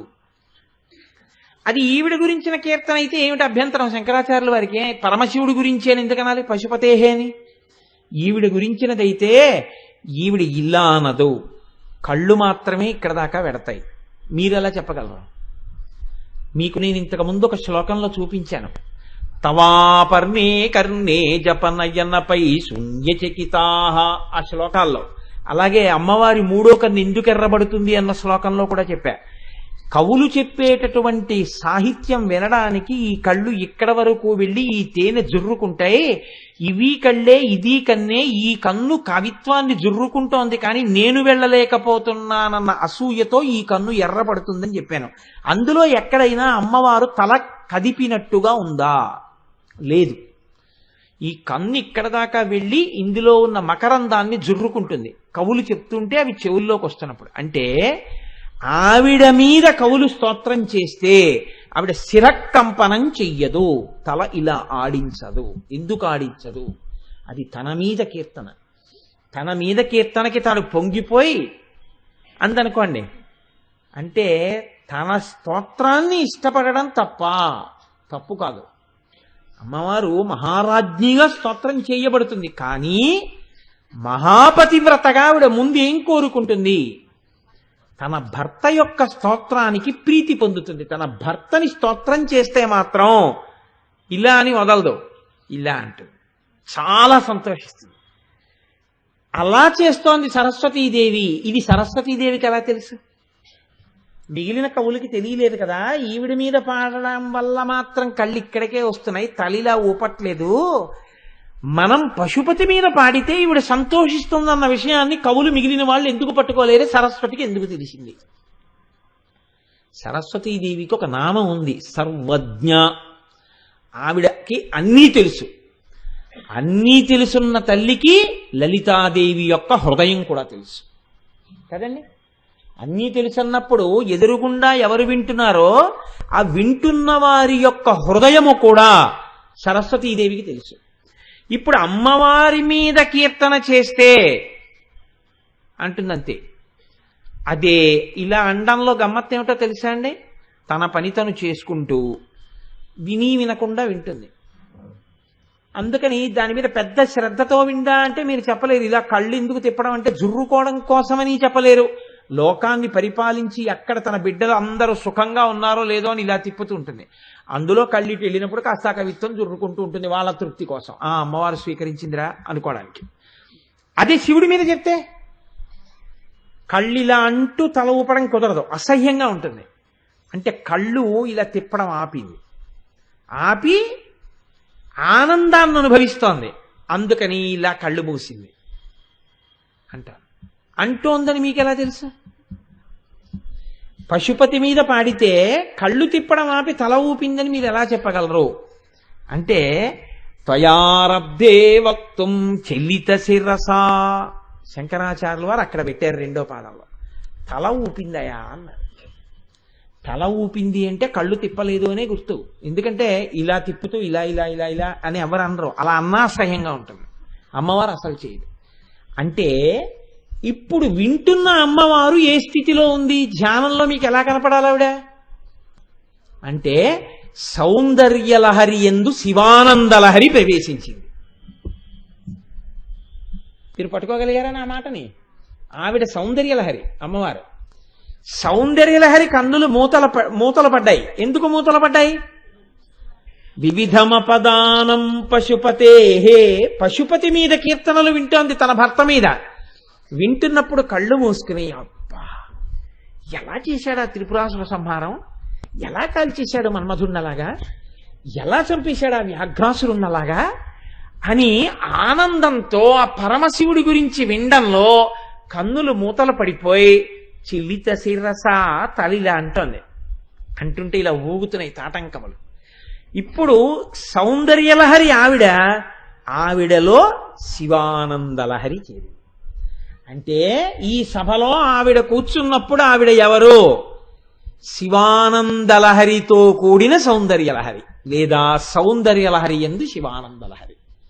సౌందర్యలహరి శివానందలహరి కలిసిపోయినటువంటి నామం ఈ నిజ సల్లాప మాధుర్య వినిర్భత్సిత కచ్చపి. అందుకని మాధుర్యం వచ్చింది. ఇంత ఆనందంలో సౌందర్యలహరిలో శివానందలహరి మమేకమైపోతే వాక్య నిర్మాణం ఉండదు. ఆ ఆనందంలో అనాలి. కాబట్టి ఇప్పుడు ఆవిడ ఏమంటోంది? నిజ సల్లాపమాధుర్య వినిర్భత్సిత కచ్చపి. ఇప్పుడు మీకు ఎంతవరకు తోడుకుంది కుండ అంటే ఏమంటే ఆవిడ తల ఊపడం బాగుంది, ఆవిడ అంత ఆనందం అనుభవించడానికి కారణము ఉంది. అక్కడ వరకు ఒప్పుకున్నారా? ఆవిడది మాధుర్యమే అని అంగీకరించారా? సౌందర్యలహరిలోకి శివానందలహరి వచ్చిందని ఒప్పుకున్నారా? ఇక్కడ మీకు అనుమానం రావచ్చు. మీకు రాకపోయినా నాలాంటి తుంటరివాడికి వస్తూ ఉంటుంది ఎప్పుడు. ఏమిటా అనుమానం? ఏమండి ఆవిడ మహారాజ్ఞి కదా, ఆవిడికి తన మీద పాడడం కన్నా శివుడి మీద పాడితే ఎక్కువ ఇష్టం ఉంటుందన్న విషయం ఆవిడ కళ్ళు మూసుకుని తల ఊపిందని మీరు అంటున్నారు కదా. ఒకవేళ ఏమి నా మీదే ఎందుకు పాటలేదు ఈవిడని ఆలోచించడానికి కళ్ళు మూసుకుని తల ఊపిందేమో అని ఎందుకు ఆలోచించరు మీరు అన్నారు అనుకోండి. అప్పుడు ఏం చెప్పాలి నేను? ఏమా అలా కూడా ఆలోచించచ్చు కదా. అలా అన్నారు అనుకోండి మీరు. ఒకవేళ ఏమంటే ఇప్పుడు ఇంకా మరీ అయోమయం వచ్చింది కదా. అమ్మవారిని సరస్వతీదేవి అర్థం చేసుకోవడం తప్ప, సరస్వతీదేవిని లలితాదేవి అర్థం చేసుకోవడం తప్ప, సౌందర్యలహరిలో శివానందలహరి మమేకమైందన్నంత వరకు అయితే బాగుంది. అలా కాకుండా ఆలోచిస్తే అంటే అప్పుడు నేనేం చెప్పాలంటే మీకు, అలా కాదమ్మా ఆవిడ మహాపతివ్రత, ఆవిడికి తన మీద కీర్తన కన్నా శంకరుడి మీద కీర్తనే ఇష్టపడుతుంది. ఎలా చెప్పగలవు నువ్వు అంటే, శంకరుణ్ణి ఎక్కడ స్తోత్రం చేస్తారో అక్కడ ఆవిడ ప్రసన్నురాలవుతుంది. ఎక్కడ శివనంద జరుగుతుందో అక్కడ ఆవిడ లోకానికంతటికి శిక్ష కూడా వేయిస్తుంది. దీనికి ఆవిడ అటువంటిది అని చెప్పడానికి నీ ఊహ కాదు అక్కడ ప్రమాణం, ఆవిడ చరిత్ర ప్రమాణం. వెనక్కెడితే నీకేం తెలిసింది? దక్షుడికి కూతురుగా పుట్టింది, దాక్షాయిణిగా. శంకరుణ్ణి పిలవలేదు, అమ్మవారు వెళ్ళింది. ఎందుకు వెళ్ళింది? ఆయన పిలవబోతేనే మా పుట్టిల్ని నేను ఎడతానని వెళ్ళలేదు, ఎవరెవరు వెళ్ళారో చూడ్డానికి వెళ్ళింది. శివుడు అక్కర్లేదని వెళ్ళిన వాడెవడో లెక్కలు పెట్టింది. దేవతలు ఉన్నారు, మనుష్యులు ఉన్నారు, ఋషులు ఉన్నారు, అందరూ ఉన్నారు. కాబట్టి శివుడు శివుడిగా ఉన్నాడు, ప్రశాంతంగా ఉన్నాడు, సంతోషంగా ఉన్నాడు. ఇంతమందికి వీపు మీద ఒక్క దెబ్బ కొట్టించాలి, ఇంకెప్పుడు ఇలాంటి తప్పుడు పనులు చేయకుండా, వీళ్ళతో నిరీశ్వర యాగం జరగకుండా. శివుణ్ణి రుద్రుణ్ణి చెయ్యాలంటే ఎవరు చెయ్యగలరు? శివా రుద్రస్య భేషజీ, ఆవిడే చెయ్యాలి. ఇప్పుడు ఆవిడ ఏం చేసింది? ఒక్క మాట చెప్పింది దక్షుడితోటి. ఒరే నాన్నా, నరుల జ్ఞానమునం భుజించిన జుగుప్సంబైన అన్నంబు సయ్యన వెళ్ళించి పవిత్రుడైన గతి ఘనున్ ఈశ్వరున్ తూలనాడిన నీ కూతురనంగా ఓర్వ దోషభాజనమైన ఈ దేహమున్ వీడి భాస్వచ్ఛుద్ధి ప్రాపించదన్ అంది. నీవు నీ నోటితో శివనింద చేశావు, కావాలని శివుడికి హవిస్సులేని యాగం చేస్తున్నావు. ఈ శరీరంతో నేను ఉన్నంతసేపు నన్ను చూడగానే దాక్షాయిణి అంటారు. నీకు కూతురుగా ఉండడానికి నేను ఎంతకాలం ఒప్పుకుంటానో తెలుసా? నా భర్తని ఏమీ అననంతసేపే. ముందు దక్షుడికి కూతురా, శివుడికి ఇల్లాలా? చెప్పండి, ముందు దక్షుడికి కూతురా, శివుడికి ఇల్లాలా? ముందు శివుడికి ఇల్లాలు. మీరు అది పట్టుకోవాలి. ఇప్పుడు ఈ జన్మలో వచ్చిన వ్యామోహం కాదది. ఆవిడ ముందు దక్షుడికి కూతురైతే ఆ తర్వాత ఆవిడ కోరుకున్నట్టు కూతురు అవలేదు కదా. ఆవిడ ఎప్పుడూ శివుడికి ఇల్లాలు. అందుకే ఇక్కడ దక్షుడి కూతురిగా వదిలినా హిమవంతుడికి కూతురిగా వచ్చి మళ్ళీ హైమవతిగా శివుడికి ఇల్లాలే అవుతుంది. ఆవిడ ఎప్పుడు శివశక్తి. అందుకే ఆవిడ పక్కన లేకపోతే శివుడు దక్షిణామూర్తి, ఆవిడ పక్కన ఉంటే ఆయన ఆది కుటుంబి. కాబట్టి ఆవిడ ఎప్పుడూ ఎవరు? శివ శివ పంచసాన్యములు మర్చిపోతే ఎలాగండి మీరు? ఆవిడ ముందు శివుడికి ఇల్లాలి, తర్వాత ఎవరినో ఉద్ధరించడానికి కూతురుగా వస్తుంది. హిమవంతుడిని ఉద్ధరించాలనుకుంటే హిమవంతుడికి కూతురుగా వచ్చి హైమవుతుంది. కానీ ఆవిడ శివుడి ఇల్లాలే. ఆవిడ ఇంకోరికి ఇల్లాలవడం అన్నది ఉండదు అసలు. ఆవిడ పుడుతూనే ఆయనకి ఇల్లాలుగానే పుడుతుంది, పుట్టక ముందు ఇల్లాలుగానే ఉంటుంది, అంతకుముందు ఇల్లాలుగానే ఉంటుంది. ఎప్పుడూ శివుడి ఇల్లాలే ఆవిడ. తర్వాత ఎవరెవరికో కూతురుగా పుడుతుంటుంది. ఎందుకు పుడుతుంటుంది అంటే వాళ్ళు కోరారు పుడుతుంటుంది. కాత్యాయన మహర్షి కోరారమ్మా నాకు కూతురు అని, కాత్యాయనిగా పుట్టింది. అంటే కాత్యాయనిగా పుట్టింది కాబట్టి అంతకుముందు ఆవిడ శివుడికి ఇల్లాలి కాదేంటి? ఆవిడ శివుడికి ఇల్లాలే. ఆవిడ కంచి వచ్చి ధ్యానం చేసింది కామాక్షి, అంటే అంతకుముందు ఆవిడ శివుడికి ఇల్లాలి కదా. శివుడికి ఇల్లాలే. ముందు శివుడికి ఇల్లాలు, తర్వాత దక్షుడికి కూతురు. అందుకే ఎప్పుడూ శివుడికి ఇల్లాలుగా నిలబడుతుంది తప్ప దక్షుడికి కూతురుగా మాత్రం శివుడికి ఇల్లాలుగా ఆవిడికి ఇబ్బంది కలిగితే ఒప్పుకోదు. ఇది మీరు ఇన్ఫర్ అవ్వాల్సి ఉంటుంది, ఇది మీరు సమర్థించవలసి ఉంటుంది. కాబట్టి ఇప్పుడు ఆవిడ ముందు శివుడికి ఇల్లాలు. ఇప్పుడు నీకు కూతుర్ని కదా అని నీ ఇష్టం వచ్చినట్టు ప్రవర్తించి శివనింద చేస్తే నేనేం విన్నంది ఆవిడ. కాబట్టి నీకే శిక్ష వేస్తాను. ఈ శరీరంతో నీకు కూతురుగా ఉన్నాను కాబట్టి మర్యాదనిచ్చి నిన్నేమంటున్నారు? దాక్షాయినికి తండ్రి అంటున్నారు, నీకు కూతుర్ని కాబట్టి దాక్షాయిణి అంటున్నారు. ఈ శరీరంతో లేననుకో ఇహ దాక్షాయిణి అని నన్ను ఎవరు పిలవరు. అంటే నీకు కూతురు లేదు అలా పిలవడానికి. అంటే నీ కీర్తి ఇక్కడతో ఆగిపోయింది, అమ్మవారికి తండ్రి అని. అంటే కీర్తిని ఆపింది. ఎప్పుడు ఆపింది? శివుడి జోలికెడితే ఆపేసింది. అందుకని ఆవిడంది హేయభాజనమైన శరీరమున్ విడిచి భాస్వచ్ఛుద్ధి ప్రాపించదన్. ఈ శరీరాన్ని నేను అందుకు వదిలేస్తున్నానయా అంది. అంటే శివనింద చేస్తే ఆవిడ ఏం చేస్తుంది? ఆవిడ శివనింద విన్నందుకు గాను శరీరం కూడా వదిలేస్తుంది. వదిలేస్తే చేతకాంది ఆవిడ వదిలేసిందని శివుడు ఊరుకుంటాడని మీరు అనుకుంటున్నారా? రుద్రుడైపోతాడు ఆయన. కాని రుద్రుడైపోయాడు అనుకోండి అంతే. ఎవరెవరు కారణమయ్యారో ఆవిడ కోపానికి వాళ్ళందరి వీపులు ఆయన చేతిలో పగిలిపోతాయి. ఇప్పుడు ఆయన పగలగొట్టేస్తుంటాడు. ఇప్పుడు మళ్ళీ వీళ్ళందరికీ బాధ వస్తుంది. ఆవిడ ముందు శివుడికి ఇల్లాలు రక్షించడానికి వెంటనే మళ్ళీ ఆయన పక్కకెళ్ళి కూర్చుంటుంది. తారకాసురుడు పుట్టి ఏడిపించాడు, కొడుకు పుట్టాలి, ఎవరి పక్కకెళ్ళి కూర్చుంది? మళ్ళీ వచ్చి శివుడి పక్కన కూర్చుంది. సుబ్రహ్మణ్యుడు పుట్టాడు, మళ్ళీ వెళ్ళి హాలాహలాన్ని సృష్టించారు వీళ్ళందరూ కలిసి. పాల సముద్రం చిలికి హాలాహలం వచ్చింది. పాత కక్ష కడుపులో పెట్టుకుని వీళ్ళు మీకు నిరీశ్వర యాగం చేశారు మీరు తాక్కండి అని చెప్తుందా? చెప్పదు. ముందు శివుడికి ఇల్లాలు కాబట్టి మీకు నాకు అమ్మ కాబట్టి అంటుంది తాగేయండి. శివుడికి ఇల్లాలుగా ఎప్పుడూ అమ్మతనంతో ఉంటుంది, తర్వాత కూతురుతనంతో ఉంటుంది. మనం ఎలా ఉంటామంటే ముందు కూతురుతనంతో వచ్చి తర్వాత అమ్మతనం పొందుతాం. ఇక్కడ తిరగబడుతుంది తత్వం. ఇది పట్టుకోవాలి మీరు జాగ్రత్తగా. ఇది ఎవరు పట్టుకున్నారు? సరస్వతీదేవి పట్టుకుంది. అది సర్వజ్ఞ. మనం ఎలా ఉన్నామో అలా అమ్మవారి విషయంలో కూడా చెప్పవద్దు. నేను ముందు కోటేశ్వరారి కూతురునండి, తర్వాత మీ భార్యనండి అని నా కూతురు ఉందనుకోండి, అప్పుడు నేను అంటాను ఈడ్చి లెప్పకాయ కొడతాను నా కూతురుని. రేపు పెళ్ళి అయిపోయిన తర్వాత దాని భర్త విషయంలో నేను ముందు కోటేశ్వరారి కూతుర్ని, తర్వాత మీ భార్యని. అందుకని మా నాన్నగారు చెప్పిన మాట వింటాను, మీ మాట విన్నందనుకోండి, నిర్దాక్షిణ్యంగా నేను వెంటనే వేలు ఇలా చూపించి, ఖబర్దార్, ఒక్కసారి కన్యాదానం చేసిన తర్వాత నేను ఒక మాట చెప్పి, నేను ఇలా చెప్పానని తెలియక నీ భర్త ఒక మాట చెప్తే, నా మాట పక్కన పెట్టి మీ ఆయన మాట పాటించిన నాడు నేను గర్వపడతాను నా కూతురు అని.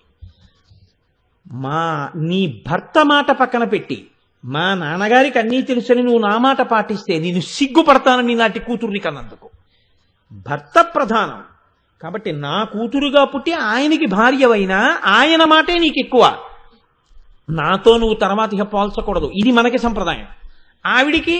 ఆవిడ ముందే ఆయనకి భార్య, తర్వాత ఇంకోళ్ళకి కూతురు. అందుకని అసలు ఆవిడికి ఆ మాట లేదు. కీర్తినివ్వడానికి వచ్చిందంటే ఆవిడ. ఇది ఎవరు పట్టుకోగలిగారు?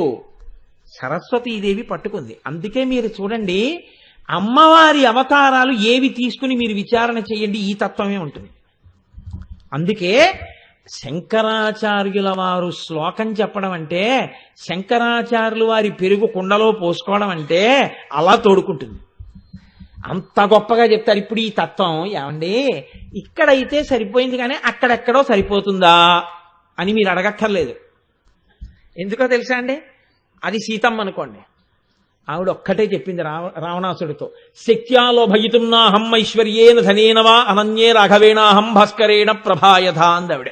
హోరి పిచ్చాడా, రాముడు నా పక్కన లేడంటావేమిట్రా? రాముడు నా పక్కన లేకపోవడం అన్నది లేదురా. సూర్యుడి ప్రభావ, పువ్వు యొక్క వాసన, వజ్రము యొక్క కాంతి కలిసి ఉన్నట్టే నేను రాముడు ఎప్పుడూ కలిసే ఉంటాం రా అందావిడ. మీరు చూడండి, భర్త మాట కొంచెం తగ్గుతుందేమో, భర్త కీర్తి తగ్గుతుందేమో అని ఆవిడ అనుకుందనుకోండి, ఆవిడ ఇంకా ఏది లక్ష్య పెట్టదు, దానికి అంటుంది. ABCD ఆప్షన్ ఇచ్చారనుకోండి, ఇది కరెక్ట్ అని మీకు తెలుసు అనుకోండి సమాధానం. 3 × 3 = 12, 16, 9, 0 ఉందనుకోండి, 9 మీకు ఖచ్చితంగా తెలుసు. సి టిక్ పెట్టేస్తారు, ఓ మార్క్ వచ్చేసిందని. ఆప్షన్ సి రైట్ అంతే. అలా అమ్మవారి ఎప్పుడు తత్వంలో ఏమిటో తెలుసా అండి? అమ్మవారి తత్వం ఎప్పుడు ఆవిడ యొక్క భర్త వైభవమో ఏలో ఉన్నా, బిలో ఉన్నా, సిలో ఉన్నా, డిలో ఉన్నా టిక్ అంతే. మిగిలిన తర్వాత కన్వీనియన్స్ అంటాం మనం ఇంగ్లీష్లో, అప్పటికి సౌకర్యం చూసుకుంటూ ఉండడం, అది ఉండదు అమ్మవారి విషయంలో. దాని తర్వాత ఏదైనా అంత మాట అనేసావు కదా, ఇలా చూపించగలవా ఏదైనా అని మీరు అంటారేమో నన్ను. దానికి తడువుకోక్కర్లేదు, ఉత్తరక్షణం చూపిస్తాను. లేకపోతే నేను చెప్పుకున్న రామాయణం నిరర్థకం నాకు. హనుమ వెళ్ళి లంకాపట్టణంలో బంధింపబడి ఉన్నటువంటి సీతమ్మ దగ్గరికి వెళ్ళి, అమ్మా క్షిప్రం ద్రక్షతి వైదేహి రామం ప్రశ్రవణే గిరౌ, నిన్ను తీసుకెళ్లి ప్రశ్రవణ పర్వత శిఖరముల మీద కూర్చున్న రామచంద్రమూర్తి యొక్క పాదార విందముల యందు సమర్పించి కృతకృత్యుడనవుతానమ్మా, వచ్చి నా మూపురం మీద కూర్చో అన్నారు. అంగుష్ట మాత్రం ఉన్నావు, బభూవా అంగుష్టమాత్రక, బొటనవేలంత ఉన్నావు, నీకింత భుజమా, దాని మీద నేను కూర్చోనా? పక్కున నవ్వింది సీతమ్మ. అమ్మా నేనంటే ఇంతే అనుకున్నావా? చూడు నేనెంతో అని. మేరుమందర సంకాశౌ బభౌ దీప్తానల ప్రభ అగ్రతవ్యవతస్తే చా సీతాయా వనరోత్తమ.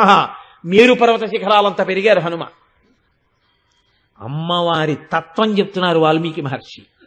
ఆవిడంది, భర్తుభక్తిం పురస్కృత్య రామదన్యస్య వానర నా స్పృశామి శరీరంతో పుంసో వానర పుంగవ. భర్తుభక్తిం పురస్కృత్య ఆప్షన్ సి 9. ఎందుకు టిక్ పెడతానో తెలుసా? ఇప్పుడు నీ భుజం మీద కూర్చుని సముద్రం దాటేసి అవతలకు వచ్చేయడం తేలిక. రాముడు లేనప్పుడు రావణుడు ఎత్తుకొచ్చాడు, రావణుడు చూడనప్పుడు రాముడు సీతను ఎత్తుకెళ్ళాడు. నా భర్త ప్రతిష్ట ఏమైంది? భర్తుభక్తిం పురస్కృత్య, రాముని యందున్న భక్తి చేత నేను నీతో రాను. నీవు నాకు కొడుకు లాంటి వాడివే కానీ పరపురుషుడివి, నీ భుజం మీద కూర్చోను. అప్పుడు ఎలా వచ్చావంటావేమో, నా స్పృహ లేనప్పుడు తెచ్చాడు. ఇప్పుడు స్పృహలో ఉన్నాను, నేను కూర్చోను. ఈ మాట సీతమ్మ అని ఉండి ఉండకపోతే సుందరకాండలో రాముడికి అంత మర్యాద ఎక్కడుందండి? రామాయణంలో ఎంత మర్యాద పురుషోత్తముడు ఆయనైనా, ఆయన భార్య మర్యాద లేదండి అనేయం మనం. రాముడి ప్రతిష్టంతా నిలబడిందంటే సీతమ్మ తల్లి వల్లే. కాబట్టి ఆవిడ ఎక్కడున్నా అంతే. ఆవిడ రుక్మిణిగా ఉంది. ఉంటే ఘనుల ఆత్మీయతమో నివృత్తి కొరకై గౌరీషు మర్యాద యవ్వని పాదంబుజ తోజమందు మునుగన్ వాంఛింతురో అట్టిని అనుకంపన్ విలసింపనేని వ్రతచర్యన్ 100 జన్మంబులన్ నిన్నే చింతించుతూ ప్రాణముల్ విడచదన్ని కంబు ప్రాణేశ్వర అందావిడ. 1000 జన్మలైనా నీ పక్కనుంటాను తప్ప ఇంకొకటికి ఇల్లాలని కాను. శిశుపాలుడు అని ఆయన పేరెత్తలేదు. శ్రీయుతమూర్తియో పురుష సింహమ సింహము పాలి సొమ్ము గోమాయువు కోరు చందమన ఈ దురాత్ముడు చైద్యుడు నీ పదంబుజాయననైన నన్ను వడిదా కొనిపోయదనంచునున్నవాడు ఎరుగడద్భుతమైన భవత్ ప్రతాపమున్నదావిడే. భవత్ప్రతాపము, మీ ప్రతాపం ఏమిటో వాడికి తెలియదండే. శిశుపాలుడని వాడి పేరు కూడా ఆవిడ నోటితో ఉచ్చరించలా. దురాత్ముడు చైద్యుడు అంది చైదిరాజు. వాడు చిత్తప్రభమైన కామం అందంతే ఆవిడ తప్ప ఆవిడ పేరు కూడా ఎత్తలేదు. ఎన్ని జన్మలైనా శరీరం వదిలేస్తాను తప్ప ఇంకోటికి ఇల్లాలని కానండి. అందుకే గోపరాజు గారు 2 చేతులిచ్చి నమస్కరించి అన్నారు, శ్రీరమ సీతగాగ నిజసేవక బృందము వీర వైష్ణవాచార జనంబుగాగ విరజానది గౌతమిగాగ వికుంఠమున్నారయ భద్రశైల శిఖరగ్రముగాగ వసించు చేతనోద్ధారకుడైన విష్ణుడవు దాశరథి కరుణాపయోనిధి. ఎక్కడెక్కడ ఆ తల్లి ఉన్నా అక్కడక్కడ ఆ తల్లి భర్త యందు నిరతిశయమైన ప్రీతితో ఉంటుంది. ఆ ప్రీతి ఒక్కొక్కసారి చిత్రం ఏమిటంటే పరులు పరీక్షించడం కాదు, ఎన్నడూ తనని విడిచిపెట్టి ఉండనటువంటి అమ్మవారి యొక్క గొప్పతనాన్ని లోకానికి చాటడానికి పరమేశ్వరుడే పరీక్ష చేశాడు. అపర్ణయ్యి తపస్సు చేసింది నా తల్లి శంకరుడి కోసం. బ్రహ్మచారి రూపంలో వచ్చి ధూర్తుడు, వాడు మెడలో పుర్రెలమాల వేసుకుంటాడు, నువ్వు ముత్యాలహారం వేసుకుంటావు, నువ్వు పట్టుబట్ట కట్టుకుంటావు, వాడు ఏనుగు తోలు కట్టుకుంటాడు, నువ్వు ఒంటికి అంగరాగములు రాసుకుంటావు, వాడు శవ విభూతి రాసుకుంటాడు. రేపు పొద్దున్న బ్రహ్మముడి వేస్తే ఏనుగు తోలుకి పట్టుబట్టకి ముడేస్తారా, వాడెక్కడ దొరికాడు నీకని అడిగారు. శివనింద చెవులతో వినను కూడా వినకూడదు, ఈ బ్రహ్మచారిని ఈడ్చి అవతలకి లాగేయండి అందావిడ. అప్పుడు శంకరుడిగా ప్రత్యక్షమయ్యాడు. ఆవిడ యొక్క పాతివ్రత్యం ఏమిటో, ఆవిడ గొప్పతనం ఏమిటో, భర్త అంటే ఆవిడికి ఎంత ప్రీతో, భర్త జోలికెడితే శరీరమే వదిలిపెట్టేసి లోకానికి ఎటువంటి శిక్ష వేయిస్తుందో, ఆవిడ ఎంత మహాపతివ్రతో ఆవిడ చరిత్రంతా మీకు చెప్తోంది. చెప్తున్నప్పుడు అమ్మవారు ఇలా అంటే నా మీద పాడకుండా శివుడి మీద ఎందుకు పాడుతోందంటోందని మీరు ఎలా అంటారు? అసలు ఆ ఊహ మీకు రాకూడదు కదా. అమ్మ గురించి మీరు శ్రీమాత శ్రీ మహారాజ్ఞి దగ్గర నుంచి వింటున్న వాళ్ళు మీకు ఈ ఆలోచన ఎందుకు వచ్చిందండి? అసలు మాకేం రాలేదు, నువ్వే అన్నావురా బాబు, నువ్వే అన్నావు, నువ్వే తుమ్ముకున్నావు, నువ్వే చిరంజీవి అనుకుంటున్నావు అనకండి. నేను ఎందుకు తుమ్ముకున్నాను, ఎందుకు చిరంజీవి అన్నానంటే మీకు ఆ కోణం రాకూడదని. ఇప్పుడు చెప్పండి నాకు, ఈ నామం కేవల నామమా, ఈ నామం దేవీతత్వమును ఆవిష్కరిస్తున్న నామమా? చెప్పండి. ఎంత లోతైన నామమో చూడండి. నెయ్యి కోసం పాల దగ్గర నుంచి పరిగెత్తవలసిందే అని చెప్పాను నేను. అందుకే ఇప్పుడు ఎక్కడి వరకు మనకి శ్లోకం అర్థమైనట్టు, విపంచాగాయంతి వివిధమ పదానం పశుపతే. ఆవిడ పశుపతి అయినటువంటి పరమశివుడి మీద కీర్తనలు పాడుతోంది, దానివల్ల అమ్మవారు ఎక్కువ సంతోషం పొందుతోంది. పొందిందా లేదా? తదీయైర్మాధుర్యై. ఇప్పుడు ఆవిడ ఇవి వినడం వల్ల తయారబ్ధే వక్తుం చెల్లిత శిరస, తల ఇలా ఊపింది అంటే అమ్మవారు పరమపతివ్రత మనకి ఆ రూపంతో సాక్షాత్కరిస్తోంది. ఇప్పుడు అంటే ఈ రూపంలో ఇప్పుడు సాక్షాత్కరించినప్పుడు ఉన్నటువంటి గొప్పతనమేమి? సౌందర్యలహరిలో శివానందలహరి కలిసిపోయింది. అమ్మ సౌందర్యలహరి అయితే ఆవిడిప్పుడు శివానందలహరిని అనుభవిస్తోంది. శివుడి యొక్క గొప్పతనాన్ని వింటూ మా ఆయన ఇంతవాడు కదా అని ఆవిడ పొంగిపోతోంది. పొంగిపోతూ ఆవిడ ఏం చేసింది? ఇలా అంటోంది. శివానందలహరిలో పొంగిపోతుంటే ఆవిడ కదలకుండా అలా ఉండిపోవచ్చు కదా, ఇలా ఎందుకు అనాలి? శివానందలహరి అంటే ప్రవాహం కదా, అది సమాధి స్థితిలోకి వెళ్ళిపోయి తన భర్త గురించి వినడంలో ఆవిడ అలా స్థాణువుగా ఉండిపోవచ్చు కదా. చెల్లిత శిరస, తల ఊపడం కానీ, లేకపోతే నిజ సల్లాపమాధుర్య అండంగానే కదా కొంప ముంచేయి. ఇప్పుడు ఇంత ఉపన్యాసం వచ్చింది, అసలు ఇదేం లేదుగా, అలా ఉండిపోతే ఆ పాతివ్రత్యం గురించి ఇంకొంచెం గొప్పగా ఇంకో రకంగా నామం వచ్చి ఉండేది కదా, ఇలా ఎందుకు వచ్చింది మరి అంటే ఇక్కడ మీరు ఒక విషయాన్ని కొంచెం జాగ్రత్తగా జ్ఞాపకం పెట్టుకోవాల్సి ఉంటుంది. ఆవిడ అలా ఎందుకు వెళ్ళలేదు అంటే వింటున్నావిడ కూడా సర్వజ్ఞ. ఎలా? సభా సంప్రదాయాన్ని పాటిస్తోంది. సంగీత సభకి వెళ్ళిన వాడికి ఆధ్యాత్మిక ప్రవచనానికి వెళ్ళిన వాడికి 2 విభిన్నమైన లక్షణాలు ఉండాలి. ఇద్దరికీ ఉండే లక్షణం ఒక్కటి మాత్రం ఉండాలి. సంగీత సభకి వెళ్ళినా ఆధ్యాత్మిక సభకి వెళ్ళినా ఎవడి జేబులో సెల్లు మోగిందో వాడు పరమ దుష్టుడు అని లెక్క. ఎందుచేత అంటే వాడు తాను చచ్చే కాక పెక్కుజీవుల చంపు దీని భావమేమి తిరుమలేశ.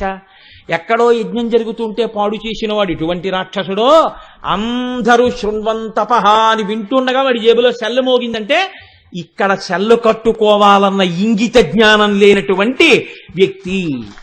కాబట్టి ఈ 2 సభల్లోనూ మోగకూడంది సెల్లు. 2 సభల్లోనూ మారే లక్షణం ఏమిటి? ఒక సభలో ఇలా ఇలా ఊగడం, ఇలా పడిపోతూ ఉండకూడదు. ఇక్కడ పడిపోతే పర్వాలేదు కొంచెం. నేను ఎప్పుడు బెంగ పెట్టుకుంటానంటే కొంతమంది ఈ వెనక కూడా తూగుతూ ఉంటారు. అలా నీకు ఎలా తెలుసు అనుకుంటారేమో, నా వెనక కూడా కళ్ళుంటాయి. ఈ గట్టు మీద కూర్చుంటారు కొంతమంది, కూర్చుని తూగుతారు. వాళ్ళు పడిపోతే తల దెబ్బతింటుందని నా బెంగ. వాళ్ళు వినలేదనో నిద్రపోయారనో కాదు నా బాధ. అందుకని ఎత్తు మీద కూర్చున్న వాళ్ళు వినగలిగిన వాళ్లే కూర్చోవాలి, అంతేకాని ఊగిపోయే వాళ్ళు కూర్చోకూడదు దాని మీద. కాబట్టి చూడండి, 2 సభలలోనూ నిద్రపోకూడదు. కానీ 2 సభల్లోనూ ఒక్క మర్యాద మారుతుంది. ఆధ్యాత్మిక ప్రవచనం జరుగుతున్న చోట అనక్కర్లేదు, చాలా జాగ్రత్తగా వింటే చాలు. అది వినయం, మంచి లక్షణం. సంగీత సభకి వెళ్ళి మీరు స్థాణువుగా ఇలా వింటున్నారనుకోండి, ఏంటి నేనేమన్నా తప్పు పాడుతున్నానా, లేకపోతే వీడికి అర్థం అవ్వట్లేదా, అసలు నేను పాడుతున్న కీర్తన ఇదేనా అని అనుమానం వస్తుంది. అనుమానం వచ్చి అయోమయం వచ్చి అలా వెర్రి చూపులు చూస్తూ సభలో ఉన్న వాళ్ళందరూ ఉన్నారనుకోండి, పాడేవాడి ఉత్సాహం నీరు కారిపోతుంది. ఇక్కడ ఇలా ఊగిపోతున్నారు అనుకోండి, ఏమిటిదా వీళ్ళందరూ ఇలా ఊగిపోతున్నారు, ఇవాళ ఏమైనా తేడాగా ఉందా నా ఉపన్యాసం, భక్తిగా లేదా అని నాకు అనుమానం వస్తుంది. కాబట్టి తల ఊపకూడదు ఆధ్యాత్మ సభలో. సంగీత సభలో స్థాణువుగా కూర్చోకూడదు, సంతోషంతో అంటూ ఉండాలి. అలా అంటుంటే పాడేవాడికి ఉత్సాహంగా ఉంటుంది, శబాష్ సంతోషంగా ఉందని. ఎందుకని? సంగీతమపి సాహిత్యం సరస్వతశ్చ ఏకమాపాత మధురం అన్యత్ ఆలోచనామృతం. ఆలోచన చేస్తూ వినవలసిన చోట అలా కూర్చోవాలి పొందిగ్గా. సంతోషాన్ని అనుభవించే చోట కొంచెం తల ఊపుతూ సంతోషంగా కూర్చోవాలి. సంగీత సభకి వెళ్ళినప్పుడు అలా కూర్చోవాలి, ఆధ్యాత్మిక ప్రవచనానికి వచ్చినప్పుడు ఇలా కూర్చోవాలి.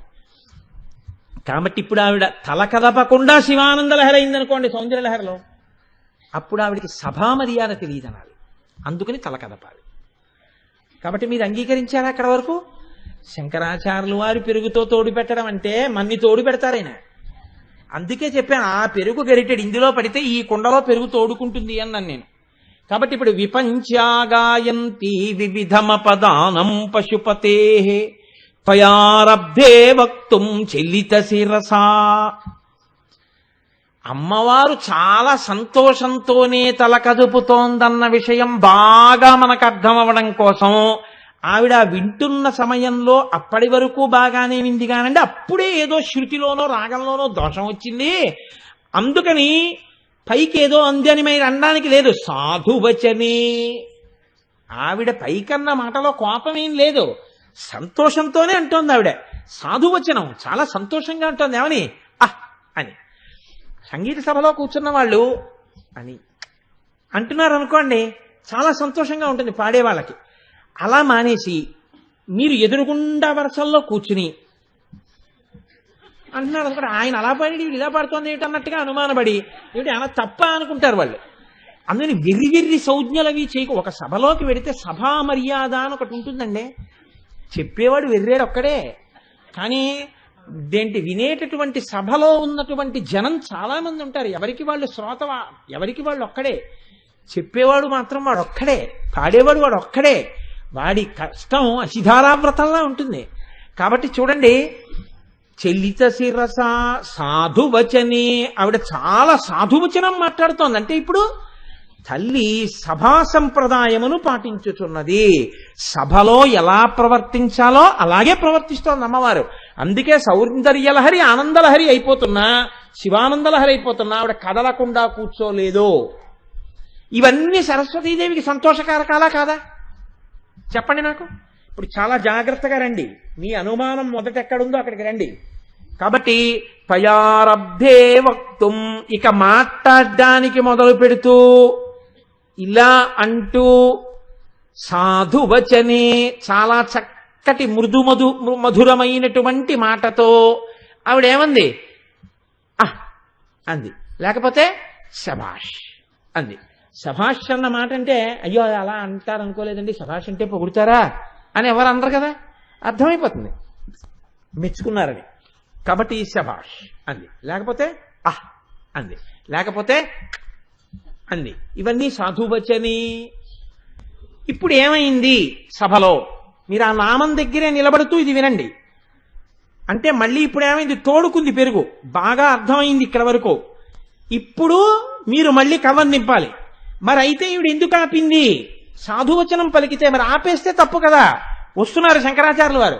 నిజాం వీణాం వాణి నిచుళయతి చోళేన నిభృతాం. ఇక్కడ ముందంటారు త్వదీయైర్మాధుర్యైర్ అపలపిత తంత్రీ కలరవాం. అమ్మవారు ఎప్పుడైతే అహ్ అందో సరస్వతీదేవి ముందు పాట ఆపేసింది. పాట ఆపేయడానికి ముందు ఏమాగిపోయినట్టు? సాహిత్యం ఆగిపోయింది. సాహిత్యం తర్వాత సంగీతం ఆగిపోయింది. ఎందుకు ఆపేసింది అంటే ఆవిడ ఒక కృత నిశ్చయానికి వచ్చేసింది. అయ్యయ్యో, నేను ఈవిడ దగ్గర కచేరీ చేసి ఈవిడ్ని సంతోష పెట్టాలనుకున్నాను. ఈ తల్లి ఆహ్ అన్న మాట నన్ను సంతోష పెట్టాలని అంది. కానీ నిజంగా ఈ తల్లి ఆహ్ అన్న ఒక్క మాట ముందు నా కచేరీ కాని, నా వీణ కాని, నా సాహిత్యం కాని సరిపోవు. అయినా తల్లి ఆనందం అనుభవించిందంటే ఏమీ ఇందులో ఆవిడ సంతోషించవలసినంత గొప్ప విషయాలు కావు. ఆవిడ యొక్క సమర్థత ముందు తెలిసిపోతుంది. అయినా సంతోషించిందంటే నన్ను అండగా కాసింది ఒక్కటే. వివిధమపదానం పశుపతేహే. నేను ఆయన కీర్తన పాడబట్టే ఆవిడ వింది ఇంతసేపు. ఇంకా నేను ఏదో నా వల్లే ఆవిడ పొంగిపోతుంది అనుకుని ఆవిడ గొప్పతనం తెలుసుకున్న తర్వాత కూడా నేను పాడమే పాడకూడదు. ఇప్పుడు నమస్కారం చేసి అమ్మా ఆ మాటకే అంత మాధుర్యం ఉంటే నా కచేరీకి ఇంకా మాధుర్యం పెరిగేటట్టు అనుగ్రహించని కాళ్ళ మీద పడాలి. ఇంకా పాడుతూ కూర్చోకూడదు. కాబట్టి ఆపింది. ఇప్పుడు దోషం ఎక్కడుంది ఆవిడ పాట ఆపడంలో? దోషం ఉందా? లేదు. పరమ వినయం ఉంది ఆవిడ ఆపడంలో. మరైతే కచ్చపి మీద దోషం ఎందుకు వచ్చింది? వీణ మీద ఎందుకు చెప్పారు? సరస్వతీదేవి మీద ఎందుకు చెప్పలేదు? అది చెప్తున్నారు శంకరాచార్యులు వారు. ఇది కవ్వం దింపడం తోడుకున్నాక. ఇప్పుడు చిలకండి 4వ పాదంలో ఆయన ఏమంటున్నారు? నిజాం వీణాం వాణి నిచుళయతి చోళేన నిభృతాం. సరస్వతీదేవే గలీబు తొడిగేసింది కచ్చపికి. ఎందుకు తొడిగేసింది? దానికి కారణం ఒకటి చెప్తున్నారు శంకరాచార్యులు వారు 3వ పాదంలో. ఏమని? త్వయారబ్ధే వక్తుం చలిత శిరసా సాధువచనే తదీయైర్మాధుర్యైరపలపిత తంత్రీ కలరవాం. ఆ వీణ ఇలా మోగిస్తూ మోగిస్తూ ఆ గోటితో పెనగుతోంది తీగ. గంట మీరు గుళ్ళోకి వెళ్ళి ఇలా కొట్టారనుకోండి, అది టాంగ్ అంటుంది కాసేపు. ఆ ప్రకంపనలు వస్తాయి, అలా శబ్ద తరంగాలు. ఇలా రావడాన్ని సంగీతంలో ఒక ప్రత్యేకమైనటువంటి పేరుతో పిలుస్తారు. దాన్ని అనురానన అని పిలుస్తారు. వీణ తీగ గోటికి తగిలి ఆ పెనగడం వల్ల అలా ఇంకా అలా వినపడితే దాన్ని అనురాననము అని పిలుస్తారు. ఆవిడ యొక్క గొప్పతనాన్ని సరస్వతీదేవి గ్రహించింది. అమ్మో, అమ్మకి నమస్కారం చేసి ఇంకా గొప్పగా పాడేటట్టు కోరుకోవాలి, కానీ శభాష్ అందని మనం ఇంకా పాడేస్తే అమ్మో అంత సమర్థత కలిగిన తల్లి ముందు పాడడంలో తర్వాత ఏదైనా దోషం వస్తే ఈ అనుకూల స్థితిలోనే ఇంకా ఆవిడ కాళ్ళ మీద పడిపోయి అమ్మా నాకు ఇంకా మాధుర్యం పెరిగేటట్టు అనుగ్రహించమ్మా అనుకోవాలి. అంతేగాని మెచ్చుకుంది కదా అని ఇంకా పాడితే, మెచ్చుకున్నప్పుడే అమ్మవారి అనుగ్రహం పొందాలి. అందుకు ఆగింది. ఇప్పుడు వినయం. కానీ ఆగనిదెవరు? ఈవిడ ఆగిపోయింది. కానీ తీగలోంచి జుమ్ అని వచ్చేస్తోంది ఇంకా శబ్దం. కాబట్టి అమ్మవారి గొప్పతనాన్ని సరస్వతీదేవి గుర్తించింది కానీ కచ్చపి గుర్తించలేదు. సరస్వతీదేవి తలకాయ పట్టుకుంది ఆ తలకాయ గొప్పతనాన్ని. కానీ ఈ తలకాయ కచ్చపి అని ఎందుకన్నారో తెలుసా అండి? ఆడతాబేలు బుర్ర డిప్ ఎలా ఉంటుందో అటువంటి తలకాయ ఉన్న ఈ వీణ మాత్రం తగుదునమ్మా అని ఇంకా కుయ్ అంటోంది అనురానంతో. అందుకని కచ్చపి ఇలా ఆపేసిందిట. ఆపేసి నీ మొహం ఎట్లా ఇంకా తల బయటెడుతున్నావే మోగుతానని గలీబు తొడిగేసింది. పో లోపలికి, ఇంకా తలకాయ బయట తిరుగుతావు, నువ్వు సిగ్గులేదు ఆ మాధుర్యము ఇంకా పడతావా నువ్వు అని తొడిగేసిందిట. అందుకని నిజాం వీణాం వాణి నిచుళ్ళయతి చోళేన నిభృతాం. ఇప్పుడు సరస్వతీదేవి యందు వినయం ఉంది, కశ్యపి యందు ఆ గొప్పతనాన్ని తెలుసుకోకుండా ఇంకా కుయ్యంటోంది అనురానంతో. కాబట్టి ఇప్పుడు వసిన్యాది దేవతలు నామం చెప్పేటప్పుడు నిజ సల్లాపమాధుర్య వినిర్భత్సిత కచ్చపి, అహంకారం సరస్వతీదేవిలో లేదయ్యా, ఆ మాధుర్యాన్ని తెలుసుకుని ఆవిడ ఆపేసింది. ఆపకుండా ఇంకా కుయ్యి అంటున్నది వీణ. వీణ అహంకారాన్ని కూడా ఈవిడే తొలగించింది. ఎలా? సరస్వతీదేవితో గలిపి తొలగించేసి. కాబట్టి ఇప్పుడు చెప్పండి, నామం చాలా కరెక్ట్గా ఉన్నట్టే కదా అమ్మా? అందులో ఏమైనా అనుమానం ఉందా? ఇప్పుడేం లేదు. అంటే ఇప్పుడేం తేలింది పైకి? నెయ్యి దొరికింది. ఎలా దొరికింది అంటే, మీరు చాలా జాగ్రత్తగా ఆ నామాన్ని ఒడిసి పట్టుకుని లోపలికి తిరిగితే అందులో ఉన్నటువంటి నెయ్యి, సారభూతమైనటువంటి అంశం మీరు పట్టుకోగలుగుతారు. ఇప్పుడు కచ్చపీకి గలీబ్ ఎందుకు తొడిగేయాల్సి వచ్చింది? ఇప్పుడు మీరు చెప్పగలరు కదండి, నేను చెప్పాను కదా, కచ్చపీకి ఎందుకు తొడిగేశారు గలీబు అంటే, సరస్వతీదేవి తల మీద ఎవరైనా ఇన్సాల్వెంట్ అంటారు, డబ్బులు ఎవరికి కట్టలేకపోయాడు అనుకోండి, అప్పులు వచ్చి, అయితే వాడు ఏం చేస్తాడంటే వాడు నెత్తి మీద బట్ట వేసుకున్నాడు రా అంటారు. అంటే ఇక వాడేమిస్తాడు రా, వాడు నెత్తిని కూడా వేసుకు తిరుగుతున్నాడు అంటారు. అంటే ఏంటి? ముఖాన్ని ఎవరికి చూపించలేకపోతే నెత్తి మీద బట్ట వేసేసుకుంటారు. వేసేసుకుంటే వాడు చాలా సిగ్గుచేటైన పని చేశాడు అని గుర్తు అనమాట, నెత్తి మీద బట్ట వేసుకు తిరుగుతున్నాడు అంటే. ఇప్పుడు నెత్తి మీద బట్ట ఎవరికి పడింది? సరస్వతీదేవికి పడిందా, కచ్చపీకి పడిందా? కచ్చపీకి పడింది. సరస్వతీదేవికి పడలేదు. ఎందుకు పడలేదు? ఆవిడ మర్యాదతో ప్రవర్తించింది, ఆవిడ యొక్క గొప్పతనాన్ని తెలుసుకుంది. ఇక్కడ మీరు నన్ను ఒక మాట అడగచ్చు, ఏమండి నిజమే, కానీ ఆవిడ సరస్వతీదేవి కదండి, బొత్తిగా అలా అనేయచ్చా అని. సరస్వతీదేవి అంటే ఏమిటో తెలుసా అండి? కేవల విద్య కాదు, కేవల సంగీతము కాదు, కేవల సాహిత్యము కాదు, వినయముతో కూడిన ఏదైనా. ఇది లేకుండా సంగీతం వచ్చినా, ఇది లేకుండా సాహిత్యం వచ్చినా, ఇది లేకుండా ప్రవచనం చేసినా, ఇది లేకుండా కవనం అబ్బినా అది వాణ్ణి పాడు చేయడానికి పనికొస్తుంది తప్ప అది వాణ్ణి ఉద్ధరించడానికి పనికిరాదు. ముందేది ఉండాలి? వినయం ఉండాలి. అసలు విద్య యొక్క ప్రధాన ప్రయోజనమేమి? వినయం ఇచ్చుటే. విద్యా దదాతి వినయం. ఆ విద్యారాణి, విద్యలకు నిలయం సరస్వతీదేవి. ఆవిడే అటువంటి వినయాన్ని చూపించకపోతే ఆవిడ్ని నమ్మిన వాళ్ళకి వినయంతో కూడిన విద్య ఉంటుందని నువ్వు ఎలా నమ్ముతావు? ఎందుకు సరస్వతీ ప్రార్థన చేస్తావు రేపు పొద్దున్న? కాబట్టి ఇప్పుడు వినయము యొక్క గొప్పతనం ఏమిటో ఈ నామంలో ఆవిష్కరింపబడాలి. ఈ వినయం లేనిదెవరికి? కచ్చపీకి ఇంకా కుయ్యంది. కాబట్టి ఎవరి నెత్తి మీద బట్టబడింది? అందుకే కచ్చపి అన్నారు, వీణ అనలేదు. కచ్చపి అంటే తలకాయ, ఆ తాబేటి డిప్ప. ఎటువైపుకి డిప్పు ఉందో అటువైపుకి గలీబు తొడిగేశారంటే తలకాయ బయట పెట్టలేకపోయింది. ఎవరి తలకాయ బయట పెట్టుకునే ఉంది? ఎవరు సంతోషంతోనే ఉంది? ఏ తలకాయకి అమ్మవారి అనుగ్రహం కలిగింది? సరస్వతీదేవికి. అంటే ఎక్కడ వినయం ఉందో అక్కడ రాణించింది, ఎక్కడ వినయం లేదో అక్కడ ఇబ్బందులు వచ్చాయి. కాబట్టి ఎంత గొప్పవాణ్ణి నేనని నువ్వనుకోవడానికి కావలసినన్ని కారణాలు నీకు కనపడుతున్నా, ఈ కారణాలన్నింటికి కారణమైన కారణం ఒకటి ఉన్నదని నువ్వు జ్ఞాపకం ఉంచుకోవడం మరిచిపోకు. ఎవరో నీకు కనపడి అయ్యా చాలా బాగా చెప్పారండి అన్నారు, ఇక అక్కడి నుంచి నేనే చెప్పాను అనకూడదు. నువ్వు పైకి నవ్వాలి, లోపల ఏమనాలంటే నేనా చెప్పినవాడిని, ఆ తల్లి పరాశక్తి చెప్పించింది అనాలి.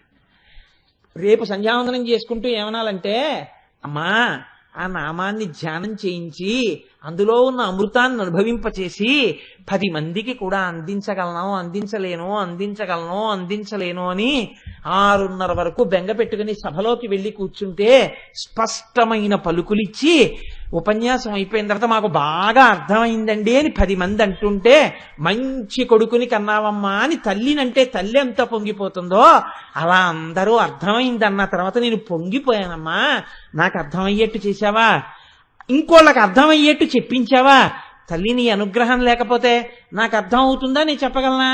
అమ్మా ఇదంతా నీ వైభవం అమ్మా, అమ్మా నీ అనుగ్రహం నా ఎందు ఇలాగే ఉంచమ్మా అని నేను రేపు ఒక ఎర్రటి పువ్వు పెట్టి నమస్కారం చేశాను అనుకోండి, ఇప్పుడు నా ఎందు పాత్రత నిలబడుతుంది.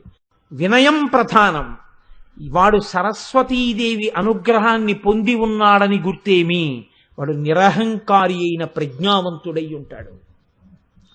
వాడి యందు ఎంత విభూతైనా ఉండొచ్చు, కానీ వాడు ఎంతో మర్యాదతో, ఎంతో వినయంతో, ఎంతో మర్యాదతో జీవితాన్ని గడుపుతుంటాడు.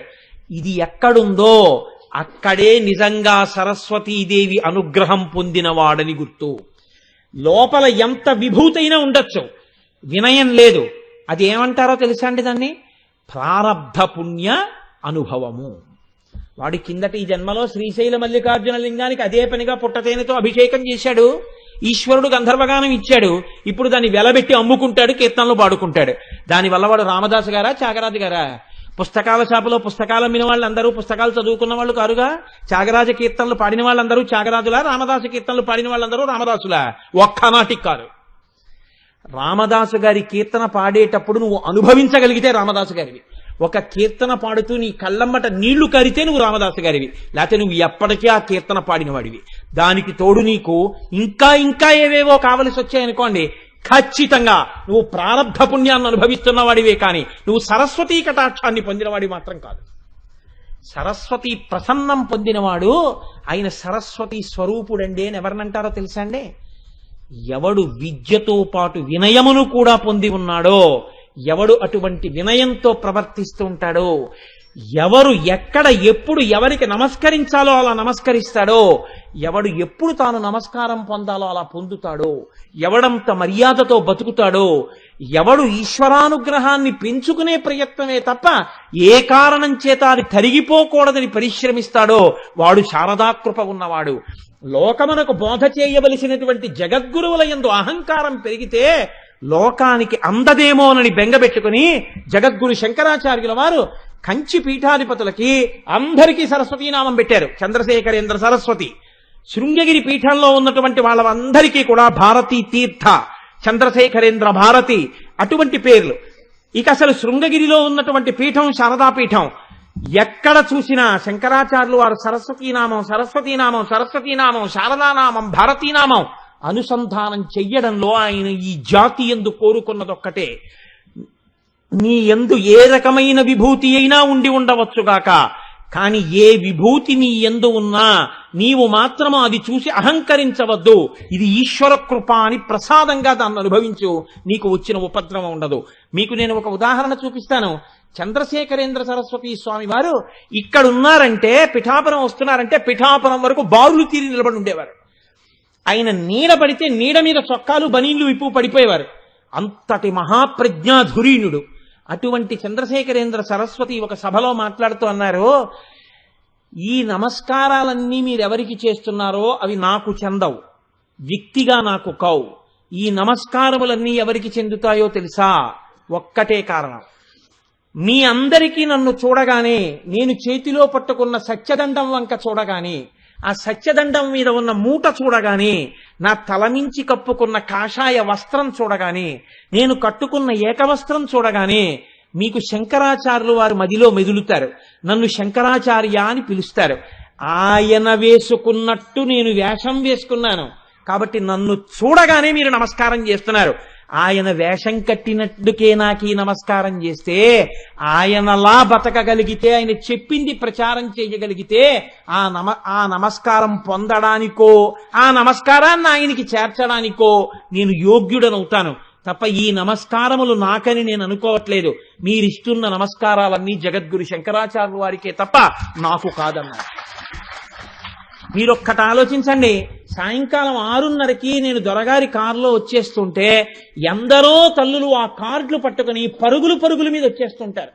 నేను దొరగారు చూస్తుంటాం. ఇక్కడ తెల్లవారుజామున కార్యక్రమాలు జరిగే రోజుల్లో కారు వచ్చేస్తుంటే ముందు వెనక్కి తిరిగి దొరగారి కారు చూసి, తెల్లకారు దొరగారిది వెళ్ళిపోతోంది అంటే గురువుగారు వెళ్ళిపోతున్నారు అని పాపం పరుగులు తీస్తుంటే ఒక్కొక్కసారి కారు ఆపి కొంతమందిని ఎక్కించుకుని కూడా వచ్చాం మేము.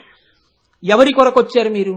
సాయంకాలం 6:30 అయ్యేటప్పటికి చోటు ఉందో లేదో ఇంతమంది ఇంత ఇరుక్కుని కూర్చుని వింటున్నారంటే కోటేశ్వరరావు గారి జీవిత చరిత్ర చెప్తున్నారు. కోటేశ్వరరావు వాళ్ళ ఆవిడ ఉద్యోగం ఏం చేస్తుందో, వాళ్ళ పిల్లలు ఏం చదువుకుంటున్నారో, 42 రోజులు ప్రసంగాలు చేస్తారంటే వినడానికి బలవంతం చేస్తే మా ఆవిడ వస్తుందేమో కానీ మీరు ఎవరు రారు.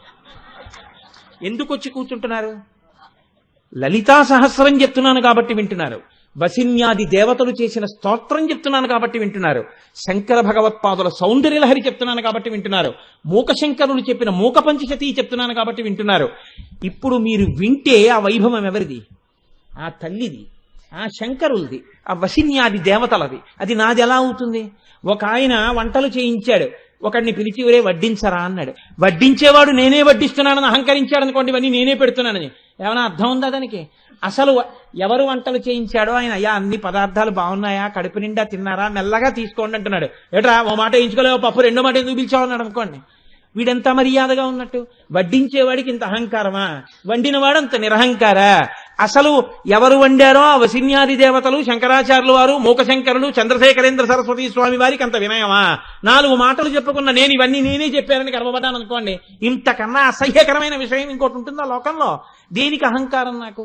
కనీసం ఆ వంటవాడిగా మిగలాలి అనుకుంటే, ఆ వడ్డించేవాడిగా మిగలాలి అనుకుంటే నేను వినయంతో నిలబడాలి.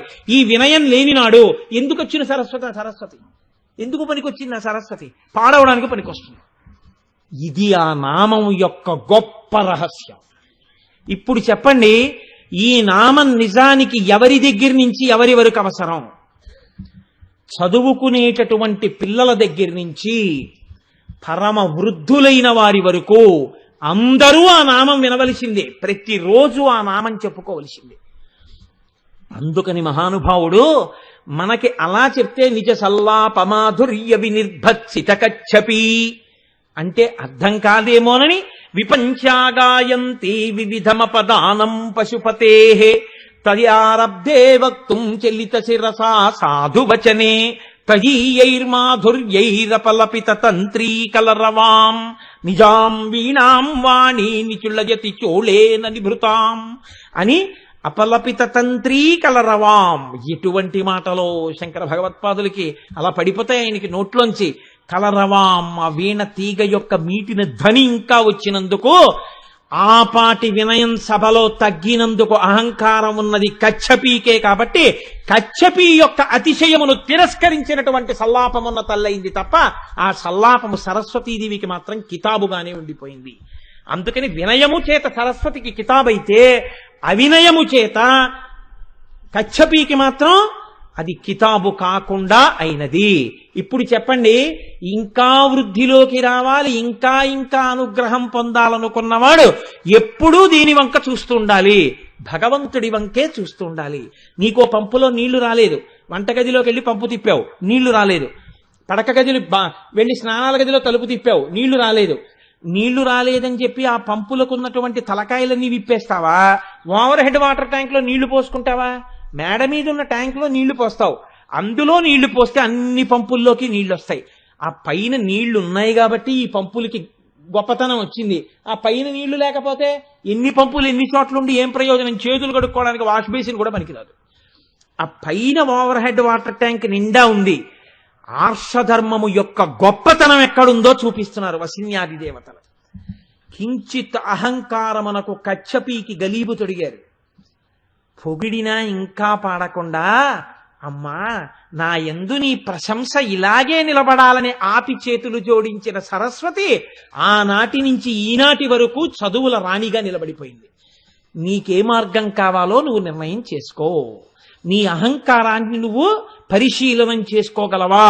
చేసుకోగలిగితే ఇప్పుడే ఇక్కడే అహంకార పరిత్యాగం చెయ్యగలిగితే నీకు సరస్వతీ కటాక్షం ఉంది. అయితే ఒక్క విషయం మీకు మనవి చేస్తున్నాను.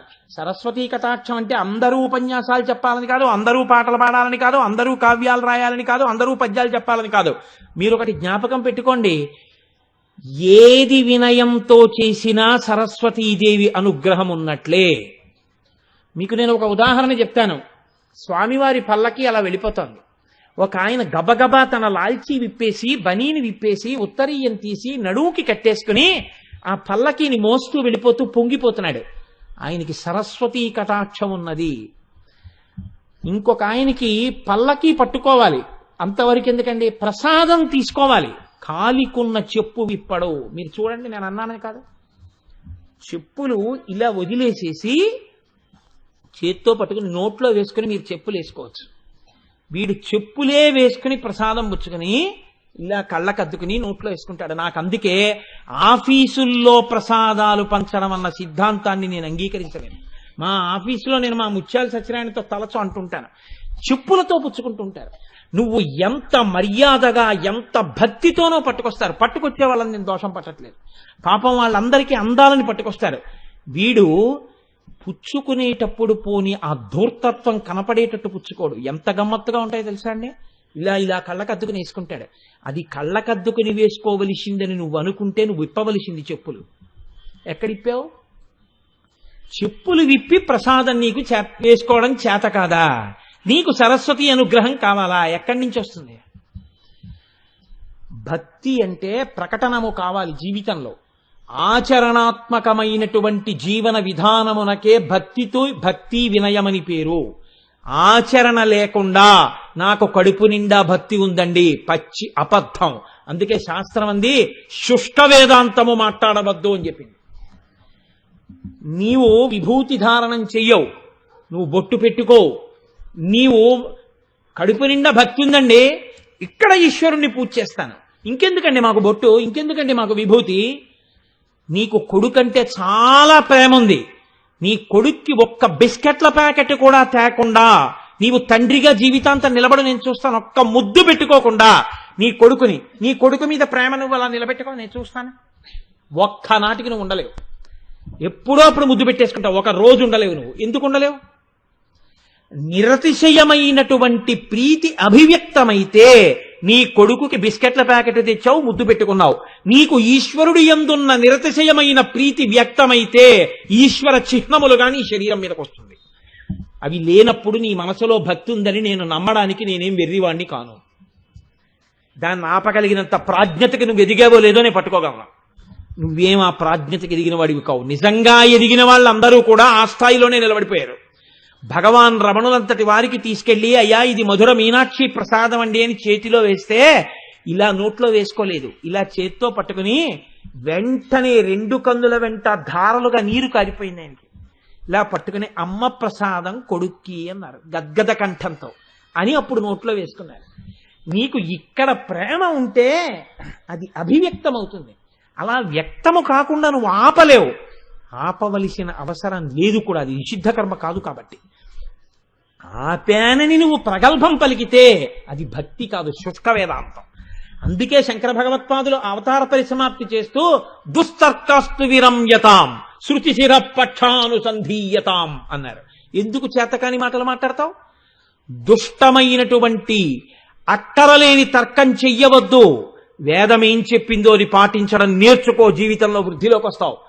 మొట్టమొదట ఉండవలసినదేది వినయమే. అందుకే గీతాచార్యుడు భగవద్గీతలో అంటాడు విద్యా వినయ సంపన్నే అంటాడు. బ్రాహ్మణి అని ఊరుకోలేదు. ఏ బ్రాహ్మణుడికి? కేవలము విద్య ఉండి 4 పుస్తకాలు చదివేసి ఏముందండి అంతటా బ్రహ్మమేంటి అన్నవాడు కాడు. ఆ విద్య వినయముగా ప్రకటనమైతే, భక్తి జ్ఞానములు రాశీభూతములై ఒకని ఎందుంటే వాడు బ్రహ్మజ్ఞాని. మీకు నేను ఒక ఉదాహరణ చెప్తాను. మంచి ఎండాకాలం, అటువంటి ఎండాకాలంలో ఒక రోజున చప్పుడవుతోంది. ఏమిటి చప్పుడవుతోంది అని భగవాన్ రమణులు తను కూర్చున్నటువంటి గదిలోంచి బయటికి వచ్చారు. బయటికి వచ్చి ఇలా చూశారు. చూస్తే ఆ పెరట్లో ఉన్నటువంటి మామిడి చెట్టుని కర్రలు పెట్టి కొడుతున్నారు. దేనికి కొడుతున్నారు అని అడిగారు ఆయన. అడిగితే కాయ అందట్లేదండి, పైన ఉంది కాయ, అందుకు కొడుతున్నాం అన్నారు. ఆయన గుండెలు బాదుకుని అన్నారు, మీరెందుకు అభిషేకాలు చేస్తారు? అది కాయ కాసిన పుణ్యానికి దాని చేతుల మీద వీపు మీద కొట్టి దాని ఆకులు కొమ్మలు విరిగిపోయేట్టు కొట్టి కాయ కోసుకుంటున్నారా? అభిషేకం చేసేటప్పుడు పాలు పట్టుకుని నమో వృక్షేభ్యో హరికేశాయో భవీతినే పశూనాం పతయే నమో నమో అని నమస్సస్పిన్యరాజత్తిషీతాం పతయే నమో నమో అంటూ అభిషేకాలా? మీరు నిజంగా వృక్షేభ్యో హరికేశేభ్యో అన్నమాట నిజమైతే చెట్టులో చెట్టు యొక్క ఆకులలో ఆకుల ఆకుపచ్చతనంలో మీకు పరమశివుడు ఎందుకు కనపడలేదు? ఆ పాటి దానికి కొడుతున్నారా కర్రలు పెట్టి? ఏ పైకెక్కి కోసుకోవడం రాదా? లేవండి, చేసింది చాలు అన్నారు. జ్ఞానము భక్తిగా ప్రకటనమవుతుంటుంది ఎక్కడికక్కడ. భక్తిగా ప్రకటనమైనటువంటి జ్ఞానము వినయము. విద్యా వినయ సంపన్నే, అది వారి సంపత్తి, వారి ఐశ్వర్యమేమి. ఇది శ్రీమాన్. ఎవరికి ఈ విద్యా వినయములున్నాయో వాడు లోకమునందు ఐశ్వర్యవంతుడు. ఎందుకు ఐశ్వర్యవంతుడు అంటే వాడు తన కోరిక తీర్చుకోగలడు, ఇతరుల కోరికలు తీర్చగలడు. వాడికి చెక్ బుక్ అక్కర్లేదు, ఏటీఎం కార్డు అక్కర్లేదు, వాడికి ఈశ్వరుడు ఒక్కడే చాలు. వాడు ఎప్పుడూ భక్తి జ్ఞానములతో ఉంటాడు. శంకరాచార్యులు వారు దరిద్ర బ్రాహ్మణి ఇంటి ముందుకు వెళ్ళారు. ఒంటి మీద కట్టుకున్న బట్ట తప్ప, దండెం మీద వేసిన బట్ట తప్ప మూడో బట్ట లేదు. తినడానికి ఇంట్లో మెతుకు లేదు. కనీసం ఇంట్లో ఉండని పదార్థం, ఎవరి ఇంట్లోనూ ఉండదు లేదు అని అనలేని పదార్థం, ఉప్పు లేని ఇల్లు అయింది. అంత దరిద్రంతో ఉంది బ్రాహ్మణి. ఈయన బ్రహ్మచారిగా ఉన్నారు, ఇంకా సన్యసించలేదు. భవతి భిక్షాందేహి అన్నారు బ్రహ్మచారిగా. ఏమి లేదు బ్రహ్మచారి. గృహస్థాశ్రమంలో ఉన్నవాడు ఎందుకుంటాడంటే బ్రహ్మచారికి సన్యాసికి భిక్ష పెట్టడానికి. బ్రహ్మచారి ఇంటి ముందుకొచ్చి భవతి భిక్షాందేహి అంటే భిక్ష పెట్టడానికి లేదు. ఏడిచింది ఆవిడ. ఆయన స్తోత్రం చేశారు. వందే వందారు మందారం ఇందిరానంద కందలం మమందానంద సందోహ సింధురం బంధురాననం అంగం హరేహ పులకభూషణమాశ్రయంతి భృంగంగనేవ ముకుళాభరణంతమాలం అంగీకృతాకిల విభూతిరపాంగలీల మాంగళ్యదస్తు మమ మంగళ దేవతాయా అని. ఆవిడికి కనపడలేదు, శంకరాచార్యులు వారికి ప్రత్యక్షమైంది అమ్మవారు లక్ష్మీదేవి. ఏం కావాలని అడిగింది. ఆవిడికి ఏమన్నా ఇయ్యమ్మ ఐశ్వర్యం అన్నారు. ఇవ్వను. ఎందుకు ఇవ్వనో తెలుసా? అలా ఇచ్చేయడానికి నాకు అధికారం లేదు. ఆవిడ ఇతపూర్వం చేసిన పుణ్యం ఇంతుంటే చూపించు, దాన్ని అడ్డుపెట్టి ఇచ్చేస్తాను. అప్పుడు ఇవ్వడం నా అధికారం, నా ఇష్టమయ్యా. ప్రీతితో చేసింది ఇంతైనా, అందుకని ఇంత ఇస్తున్నానని ఇస్తాను. అసలు చేసింది లేదయా. ఇదంటాడు దుర్గటి. శ్రీశైలేషు భజింతునో యభవు కాంచీనాదు సేవింతునో కాశీవల్లభు కల్వబోధనో మహాకాళేషు పూజింతునో నా శీలం బడువైన మేరువడుచును రక్షింపవే నీ కృపా శ్రీ శృంగార విలాస హసముల చేసి కాళహస్తీశ్వర అన్నాడు. నువ్వు ప్రీతితో చేసినది ఇంత ఉంటే ఈశ్వరుడు ఇంత చేసి నీకు ఫలితం ఇస్తాడు. అసలు చేసింది అదయ్యా ఈవిడ, ఏం పెట్టిమ్మంటావు? అప్పుడు శంకరాచార్యులు వారు అన్నారు, ఏదో ఒకటి చూడమ్మా ఇంట్లో అన్నారు. ఎండిపోయిన ఉసిరికే ఉంది. తెచ్చి శంకరాచార్యులు వారి చేతిలో వేసింది. పట్టుకున్న చేతి యొక్క పాత్రత, ఆ చేతికి తగిలిందంతే ఉసిరికాయ. బంగారు ఉసిరికలు కురిపించేసింది లక్ష్మీదేవి. యథార్థంగా జరిగింది. శంకరాచార్యుల వారి వాంగ్మయంలో, వారి జీవితంలో మొట్టమొదటి స్తోత్రం కనకధార. అంతే, ఇక వెనక్కి తిరిగి చూడలేదు శంకరాచార్యుల వారు. ఆ తర్వాత ఇంకా ఆయన ఆర్షధర్మంలో జాతి యావత్తుకి కనకధార కురిపించారంతే తన సాహిత్యంతో. అటువంటి మహానుభావుడు కనుక చూడండి, వినయము అంత ముఖ్యమైనటువంటిది. ఆ వినయము లేకపోతే ఉపయోగం లేదు. రామచంద్రమూర్తి యొక్క గొప్పతనం అంతా ఎక్కడుంది అని ఒకసారి పెద్ద సభ చేశారు పండితులందరూ. పెద్ద సభ చేసి అసలు రాముడంత గొప్పవాడవడానికి కారణం ఏమిటి తీశారు. దానికి 4 కారణాలు చెప్పారు. సత్యేన లోకాంజయితి, దీనేన్ దానేన రాఘవ, గురూన్ శుశ్రూషయ, ధనుషాయుధి శాస్త్రవాన్. రాముడు రావణ సంహారం చేసినందుకు గొప్పవాడవలేదు. సత్యేన లోకాంజయితి, సత్యముతో లోకాన్ని జయించాడు. సత్యమునకు ఆలవాలము ధర్మము, ధర్మమునకు ఆలవాలము వినయము. కాబట్టి వినయం ప్రాతిపదికైంది. సత్యేన లోకాంజయితి, దీనేన్ దానేన రాఘవ, దీనులకు దానం చేసేంత గొప్పవాడయ్యాడు. దీనులైన వారికి దానం చేసేటప్పుడు నేను ఇస్తున్నాను, వాడు పుచ్చుకుంటున్నాడని అహంకరించి ఇచ్చినటువంటి వాడికి ఆ ఫలితం ఉండదు. ఈశ్వరుడు పుచ్చుకుంటున్నాడు, నా చేత ఇప్పించి నన్ను అనుగ్రహిస్తున్నాడని పుచ్చుకుంటున్న వాడికన్నా ఇలా ఇలా ఇలా ఇలా వంగిపోయి ఎవడు ఇస్తున్నాడో శ్రియాదేయం హ్రియాదేయం అంటారు. అందుకే స్నాతకం చేసేటప్పుడు ఎవడు అత్యంత వినయంతో ఇస్తున్నాడో వాడు అత్యధిక ఫలితాన్ని పొందుతున్నాడు. కాబట్టి ఇప్పుడు ఆయన దీనేన్ దానేన రాఘవ, వినయంతో ఇచ్చి అంతవాడయ్యాడు. గురువున్ శుశ్రూషయ, గురువులకి శుశ్రూష చేశాడు. ఎంత వినయం ఉంటే శుశ్రూష చేస్తాడు? అందులో ఉత్తప్పుడు కాదండి, విశ్వామిత్రుడు అగ్ని పరీక్షలు పెట్టేశాడు. అక్కడ మారీచుణ్ణి మానవాస్త్రం పెట్టి కొట్టాడు, తాటకా సంహారం చేశాడు, విశ్వామిత్రుడి యొక్క యాగాన్ని రక్షణ చేశాడు. దేవతలు ఇంద్రుడు కూడా స్తోత్రం చేశాడు రాముణ్ణి. అటువంటి సమయంలో అందరూ వెళ్ళి అబ్బా అబ్బా అబ్బా ఏమి రక్షణ చేశావయ్యా, ఏమి రాక్షస సంహారం చేశావయ్యా, ఏమి రావుడివయ్యా, చిన్న పిల్లాడివయ్యా, ఎంత పరాక్రమమయ్యా అని పొగిడేశారు. వినయమును విరగ్గొట్టేది లోకంలో ఏదో తెలుసా అండి?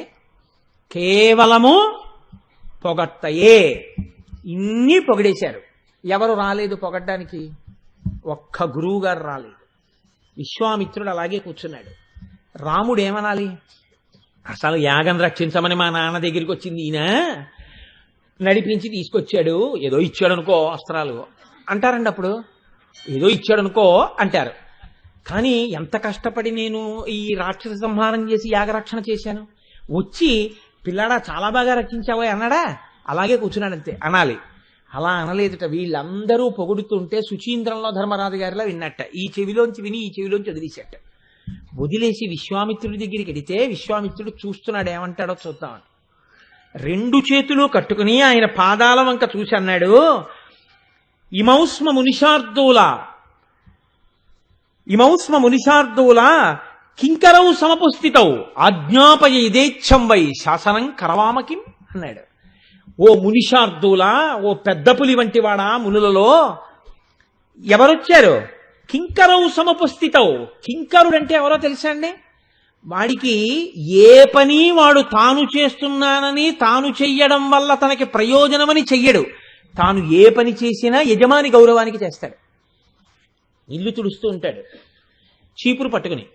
తుడుస్తుంటే ఎందుకు తుడుస్తాడు? బాగాను, ఇది అయ్యగారు ఉన్న గది, అయ్యగారి కోసం చాలా మంది వస్తుంటారు, ఇల్లు గది శుభ్రంగా లేకపోతే అయ్యగారి కోసం వచ్చిన వాళ్ళు అదేమిటి ఇల్లు ఇలా ఉందనుకుంటారని జాగ్రత్తగా తుడుస్తుంటాడు.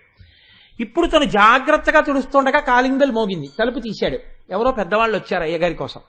ఇప్పుడు ఈ తుడుస్తున్న చీపురు ఇలాగే పట్టుకుని, ఎవరు కావాలి మీకు?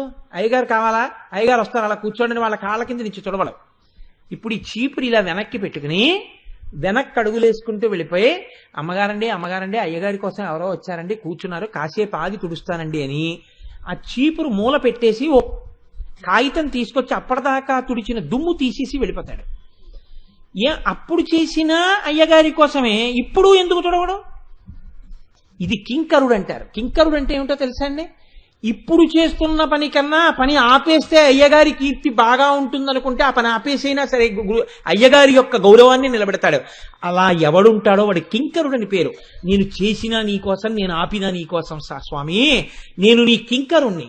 కింకరౌ సముపస్థితౌ, నీ ఇల్లు ఉడిచిన వాడి కన్నా తక్కువ వాడిని. కాబట్టి ఆజ్ఞాపయ యథేచ్ఛం వై. కింకరుణ్ణి పిలిచి చెప్పేటప్పుడు మర్యాదతో ఏం చెప్పరు. ఇందాకనేమో ఎవరో వచ్చారు, పొద్దున్న పని చేసుకుంటుంది మా పరిపిల్ల ఇల్లు ఉడుస్తుంది, అందులో 7 గంటలకు రావద్దని చెప్పలేరా? 7 గంటలకు వాళ్ళు వస్తారు, నేను ఆపేయాలి, వాళ్ళు వెళ్ళిపోతారు, మళ్ళీ నేను ఉడవాలి ఏంటి అందావిడే. ఈయన చెప్పను కూడా చెప్పడు. ఇంట్లోకి వచ్చిన వాళ్ళు మాట్లాడి వెళ్ళిపోతారు. వాళ్ళు మాట్లాడుతూ కాళ్ళు ఇలా ఇలా అన్నారు, మళ్ళీ తుడిచిన చోటే దుమ్ము పడింది, వాళ్ళు లేచి వెళ్ళిపోయారు. మళ్ళీ ఈవిడ మొదటి నుంచి మళ్ళీ తుడిచేసుకుంటారు. అయ్యగారి కోసం పెద్ద పెద్ద వాళ్ళు వచ్చారు, మాట్లాడారు, వెళ్ళారు. మా అయ్యగారు అంత గొప్పవారు కాబట్టి గది మళ్ళీ తుడవాలి, తుడిచేసిందంతే తప్ప అలా నేను మళ్ళీ తుడవాలా, మళ్ళీ ఇక్కడ ఇంకోసారి తుడిచేవే ఏమిటంటే ఎన్ని మాటలు తుడుస్తాం? ఓ మాటే తుడుస్తాం అంటుందా? అందో. ఆజ్ఞాపయేచ్ఛం వై, నీ ఇష్టం వచ్చినట్టు ఆజ్ఞాపించు. అదేంటి చెప్పిందే చెప్పడం ఏంటి, చేసిందే చేయమండం ఏంటి అంటాను అనుకుంటున్నావేమో స్వామి. అలా అనను. ఆజ్ఞాపయేచ్ఛం వై. చెప్పేటప్పుడు ఎలా చెప్తారో తెలుసా? నాకు ఏదో ఈ యజ్ఞం చేశాను కదా, దశరథ మహారాజు గారి కొడుకు కదా, రామచంద్రమూర్తి కదా అని మీరు మర్యాద ఇచ్చి మన్ననిచ్చి హే రామ ఇలారా అనద్దు. నన్ను ఉరే ఇలారా అనండి. అలా నన్ను అంటేనే నా కడుపు నిండుతుంది. శాసనం కరవామకిం. నన్ను ఎప్పుడు మీరు ఎలా అనాలో తెలుసా? ఉరే అచ్చయ్ అనాలి. గురువుగారి శిష్యుణ్ణి అయ్యా మీరేమనుకోకండి ఇది చేసి పెట్టండి అనకూడదు. గురువుగారు ఎలా చెప్పాలంటే ఉరే అచ్చయ్ అనాలంతే. గురువుగారు చేయమన్నారంతే, చేసేయాలి శిష్యుడు అంతే, అంతకన్నా ఇంకేం ఉండదు. అంతే. గురువుగారు గౌరవించడం ఏంటి నా బుర్ర? గురువుగారు గౌరవించారు ఎక్కడను. గురువుగారు ఒరే అండమే శిష్యుడికి ఆశీర్వచనం. లోకంలో తండ్రి కొడుకుని ఏమండే అన్నాడు అనుకోండి, చాలా అమర్యాదగా ఉంటుంది అది. తండ్రి కొడుకుని ఒరే ఇలారా అన్నాడు అనుకోండి, కొడుకు చాలా పెద్ద ఆఫీసర్, తండ్రి అంతకన్నా తక్కువ ఆఫీసర్ నిజానికి. అదే కోరుకుంటాడు కూడా తండ్రి లోకంలో. పుత్రాదిచ్ఛేత్పరాజయం, పుత్రుడి చేతిలో ఓడిపోవాలని కోరుకుంటాడు. ఇప్పుడు అంత వాడైపోయాడు. లోకంలో ఉన్న వాళ్ళందరూ కొడుకు కోసం ఎవరో వస్తున్నారు, పెద్ద పెద్ద వాళ్ళందరూ వస్తే ఇప్పుడు ఆయనకి సంతోషం ఏమిటో తెలుసా అండి? ఇప్పుడు ఆయన వచ్చిన వాళ్ళని ఈయన పెద్దవారే, అందుకని ఓ షేక్ హ్యాండ్ ఇచ్చి ఏమిటి ఇలా వచ్చారంటే ఒకసారి మీ అబ్బాయిని కలుద్దామని వచ్చాను సార్ అన్నారు. కూర్చోండి అని కూర్చోబెట్టేసి ఉరే నీ కోసం ఇదిగో వీళ్ళందరూ వచ్చారు ఒకసారి రా అన్నాడు. ఒరే అన్నప్పుడు కొడుకుని పిలవడంలో ఇంత పెద్ద పెద్ద వాళ్ళని నా కొడుకు కలుస్తున్నాడు, ఇప్పుడు కూడా ఒరే అంటే బాగుండదని ఏమండి ఏమండి అని పిలిచాడు అనుకోండి, వచ్చిన వాళ్ళు చల్లపోతారు. అదేంటి ఈయన ఏమండి ఏమండి అంటున్నారు ఏంటని. కొడుకు ఎంత వాడైనా తండ్రి ఒరే అంటేనే కొడుకు ఆశీర్వచనం. అందుకని నన్ను అలా దూరం చేయకండి ఆ పిలుపుకి. శాసనం కరవామకిం. ఇది రామచంద్రమూర్తి యొక్క వినయం. 100 యోజనముల సముద్రాన్ని దాటినటువంటి హనుమని సీతమ్మ తల్లి చూసింది. ఏమయ్యా నువ్వు కాబట్టి వచ్చావు ఇంత దూరం, నీ యొక్క వానరుల్లో ఎంతమంది రాగలరు ఈ సముద్రం దాటింది. ఆయన అన్నాడు మహానుభావుడు, అమ్మా మద్దిశిష్టాశ్చ తుల్యాశ్చ సంతితత్ర వనౌక సహ మత్త ప్రత్యవర కశ్చిన్నస్తి సుగ్రీవ సన్నిధౌ. అమ్మ, అంతఃపురంలో ఉండేటటువంటి మహారాణి దగ్గరికి పంపించేటప్పుడు ప్రభువు తన దగ్గర ఉన్న వాళ్ళందరిలోకి అత్యంత పనికి మాలిన వాడు అధమాధముడు ఎవడున్నాడో వాడిని పంపిస్తారు. కాబట్టి సుగ్రీవుడి దగ్గర నాకన్నా అధికులున్నారు, నాతో సమానులున్నారు, నాకన్నా పనికి మాలిన వాడు ఇంకోళ్ళేడమ్మా అన్నారు. సీతమ్మకి తెలీదా హనుమ ఎంత గొప్పవారో? అంతటి మహానుభావుడు. ఆయనే రావణాసురుడి ముందు నిలబడితే, ఆయన రాయబారం చేస్తే హడిలిపోయాడు అంతటి రావణాసురుడు కూడా. ఏమనుకుంటున్నావురా? తురగశ్చందనమత్తమారణ భటస్థోమంబుతో కూడా నీపురి భస్మంబుగా కాల్చి సైనిక సుహృత్పుత్రాన్ని జశ్రేణి నెత్తురు క్రక్కన్ పడగ్రుద్ది చంపి మరి మృత్యుక్రూరతన్ పట్టి నీ శిరముల్ త్రుంపగ నేనే చాలు జయశ్రీ లబ్ధి వర్ధిల్లగన్నన్ రాయబారం చెప్పిన మహానుభావుడు ఆయనంటే. అంతటి ధైర్యం ఉన్నవారు, అంతటి ధైర్యం ఉన్నవాడు, అంత పరాక్రమం ఉన్నవాడు, అన్ని లక్షల మంది వానరుల్ని రాక్షసుల్ని మట్టు పెట్టినవాడు. సీతమ్మ తల్లి దగ్గరికి వెళ్ళి చెప్పవలసి వస్తే నాకన్నా పనికి మాలిన వాడు లేడమ్మా అన్నారు. వినయం అంటే వినయమే. అందుకే శంకరాచార్యులు వారు షట్పదీ స్తోత్రం అని ఒక షట్పదీ స్తోత్రం చేశారు. గురువు ఎప్పుడు మాట్లాడినా వినయం గురించే మాట్లాడతాడు. అందుకే మీరు చూడండి, శిష్యుడు అంటే వినయము, గురువు వినయమును నేర్పువాడు.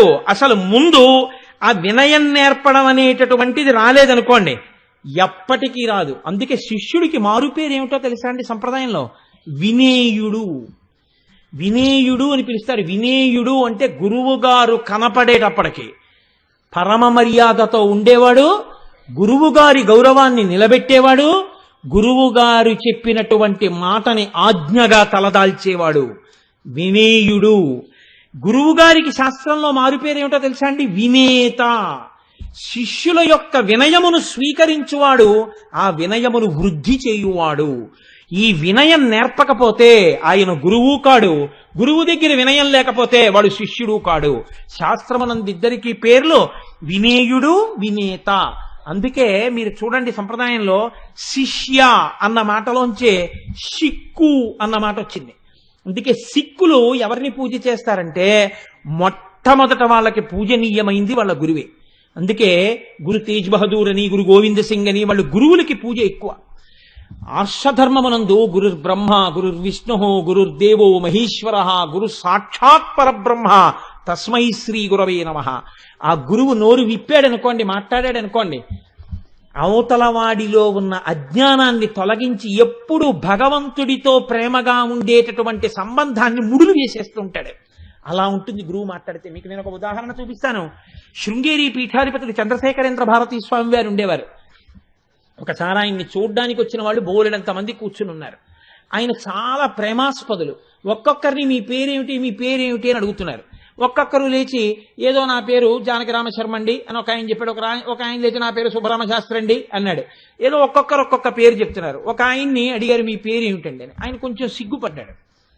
ఏమయ్యా నీ పేరు చెప్పడానికి సిగ్గుపడుతున్నావే, ఏమిటి నీ పేరు అని అడిగారు. ఇంకొంచెం సిగ్గుపడ్డాడు. ఏం భయం లేదయా, ఎందుకంత బెంగ పెట్టుకుంటున్నావు, నీ పేరు చెప్పడానికి చెప్పు అన్నారు. అతను నీళ్లు నవ్వులుతూ నా పేరు భుజంగం అండి అన్నాడు. భుజంగం అంటే పెద్ద పాము. అలా చెప్పుకోవడానికి అతను సిగ్గుపడ్డాడంత సౌమ్యమైన పేర్ల ముందు. వెంటనే చంద్రశేఖరేంద్ర భారతీ స్వామి వారు అన్నారు, నా దృష్టిలో నీ తల్లిదండ్రులు దూరాలోచన చేసి పెట్టినంత గొప్పగా వీళ్ళెవరి పేరు తల్లిదండ్రులు పెట్టలేదన్నారు. ఇప్పుడు అతను తెల్లబోయాడు. స్వామి నా పేరుకంత గొప్పతనం ఉందా అన్నాడు. ఉంది, లేకపోవడమే. ఒక యజమాని ఇంటికి దొంగలెడితే దేనికోసం వెడతారు? యజమాని కోసం వెళ్ళరు, యజమాని దాచిన నగల కోసం వెడతారు. ముందు యజమానిని లేపకుండా చక్క పెడదామనే బీరువాలు తీస్తారు, కనపడలేదు. ఇప్పుడు యజమాన్ని పట్టుకుంటారు. యజమాని వెంటనే చెప్పకుండా కేకలేయడానికి ప్రయత్నిస్తాడు. అప్పుడు 4 కొడతారు. చెప్పి ఎక్కడ పెట్టామంటారు. ఇంట్లో లేవు, బ్యాంకులో పెట్టానంటాడు. కాదు మాకు తెలుసు, నిన్న నువ్వు బ్యాగ్లో తెస్తుంటే చూసాం, ఎక్కడున్నాయి చెప్పని కొడతారు. ఆఖరణ ఇంకా ప్రాణం పోతుంది అనుకుంటే చెప్తాడు. కాబట్టి లోకంలో ప్రాణం పోతుందంటే తప్ప చెప్పనిదేది తన యొక్క సంపద, సంపద ఏది? బంగారం. బంగారం ఏది? ఆభరణములుగా ఉంటుంది. ఒంటికి పెట్టుకునే ఆభరణాలుగానే బంగారం అంతా తెచ్చి ఇంట్లో పెట్టుకుంటారు. నీవు పరమశివుడికి ఆభరణానివయ్యా, భుజంగానివి. పరమశివుడికి ఆభరణం నాగులు. ఆయన వేళ్లకి పావులు, చేతులకి పావులు, కంఠానికి పావులు, ఒంటి నిండా పావులు.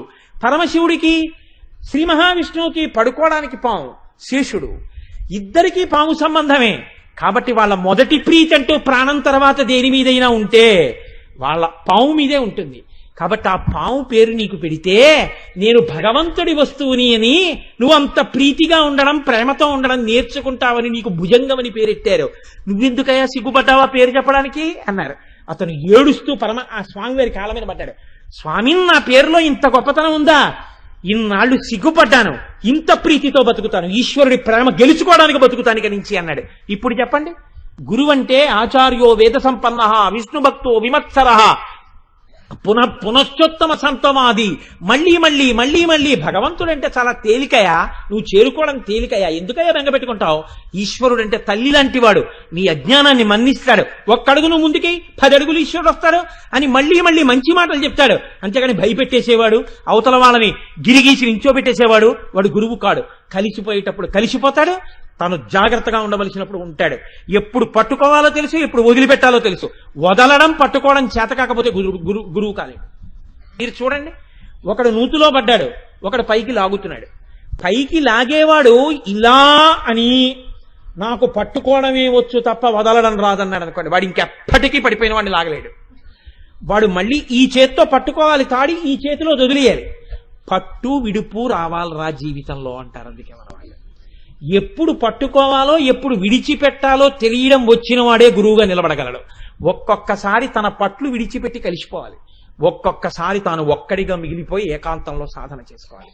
ఈ పట్టు విడుపు ఉంటేనే గురువుగా నిలబడగలడు. అందుకే శంకర భగవత్పాదులు షట్పదీ స్తోత్రం అని చేశారు. అద్భుతమైనటువంటి స్తోత్రం. అందులో ఆయన మొట్టమొదటి శ్లోకంలో అంటారు, అవినయమపనయ విష్ణో దయ మనశమయ విషయ మృగతృష్ణాం భూతదయాం విస్తారయ విస్తారయ తారయ సంసార సాగరతః అంటారు. అవినయమపనయ విష్ణో, ఓ విష్ణో, ఓ నారాయణమూర్తి, మాకు నువ్వు మొట్టమొదట ఏవి నేర్పాలో తెలుసా? అవినయమపనయ, మాకు మమ్మల్ని వినయము కలిగిన వాడిగా చెయ్యి. ఆ వినయము ఉన్నదా? ఆ పాత్రత ఉంటుంది. ఆ వినయము లేదా, ఎన్ని నేర్చుకున్నా ఎన్ని కలిగి ఉన్నా ఒక్కటే, దాని వలన ఉపయోగం ఉండదు. కాబట్టి ఈశ్వరా, మాకు వినయమును కృప చెయ్యి. ఎవరికి ఈ వినయము భాషిస్తుందో వారు ఆ అనుగ్రహాన్ని పొందుతారు. అందుకే మీరు చూడండి, మీకు నేను ఒక్క మాట చెప్తాను. కాళిదాసు గారికి అమ్మవారు నాలుక మీద బీజాక్షరాలు రాసేసింది. రాసేస్తే ఇంకా ఆయన శరీరం ఉన్నంత వరకు ఆయన వాగ్ధాటికి, ఆయన కవిత్వానికి ఎదురులేదు. ఇప్పటికీ లోకంలో పంచకావ్యాలు చెప్పుకున్నామంటారు సంస్కృతంలో. పంచకావ్యాలు చెప్పుకుంటే కాళిదాస కృతమైన కావ్యాలు చెప్పుకోవాలి. అటువంటి కావ్యరచన చేసినటువంటి కాళిదాసు గారు ఎప్పుడు ఏది చెప్పినా ఏది చెప్పకపోయినా ఏ ఆపదొచ్చినా కాళికాదేవినే స్మరించేవారు. ఆ వినయం చేత విద్య ప్రకాశిస్తే కాళిదాసు గారు ఏ స్థాయికి వెళ్ళిపోయారో తెలుసా అండి? దీని మీద ఒక మాట చెప్తారు. పూర్వకాలంలో పండితులందరూ సభ చేశారట. గొప్ప కవుల పేర్లు చెప్పండి అన్నట్ట. అంటే మొట్టమొదటి ఇలా చిటికిన వేలు మూశారట. మూసి అన్నారట, పురాకవీనాం గణనా ప్రసంగే కనిష్ఠికాధిష్ఠిత కాళిదాస అద్యాపి తత్తల్య కవేరభావాత్ అనామికా సర్ధవతీ బభూవ. చిటికిన వేలు ఇలా మూసి కాళిదాసు అన్నారు. రెండెవరు? ఎవరు కనపడలేదు, అంతే, కాళిదాసు అని అయిపోయింది. ఇంకా రెండో పేరు చెప్పడానికి, ఈ వేలుతో చెప్పడానికి ఎవరు లేరు. ఈ వేలుతో చెప్పడానికి ఇంకెవరు లేరు కాబట్టి ఈ వేలుకి అనామిక అని పేరు వచ్చింది. లేకపోతే ఈ పేరుకి అనామిక అని పేరు లేదు. అంగన్యాసకరన్యాసాలు చేస్తే అంగుష్టాభ్యాన్ నమః, తర్జనీభ్యాన్ నమః, మధ్యమాభ్యాన్ నమః, అనామికాభ్యాన్ నమః, కనిష్ఠికాభ్యాన్ నమః అంటాం. అనామిక అంటే పేరు లేనిది. పేరు లేకపోవడం ఏమిటి? ఈ వేలుకి, ఈ నాలుగింటికి పేర్లుంటే అంటే ఇలా కాళిదాసు అని లెక్క పెట్టిన తర్వాత ఇంకా రెండో వాడిని చెప్దామంటే ఆ స్థాయిలో ఇంకో కవి దొరకలేదు కాబట్టి ఈ వేలుకి ఇంకా ఈ వేలుతో లెక్క పెట్టి చెప్పడానికి అటువంటి భక్తి, అటువంటి వినయం, అటువంటి కవిత్వం ఉన్న కవి దొరక్క అనామిక అని పేరు వచ్చింది. ఈ పేరుతో ఉన్న కవి లేడు లెక్క పెట్టడానికి. అందుకని దీనికి అనామిక అయిపోయింది. లోకంలో ఉన్న వాళ్ళ వేళ్లల్లో చిటికిన వేలు పక్కనున్న ప్రతి వేలుని అనామిక చెయ్యగలిగినంత వినయం ఉన్నవాడు కాళిదాసు.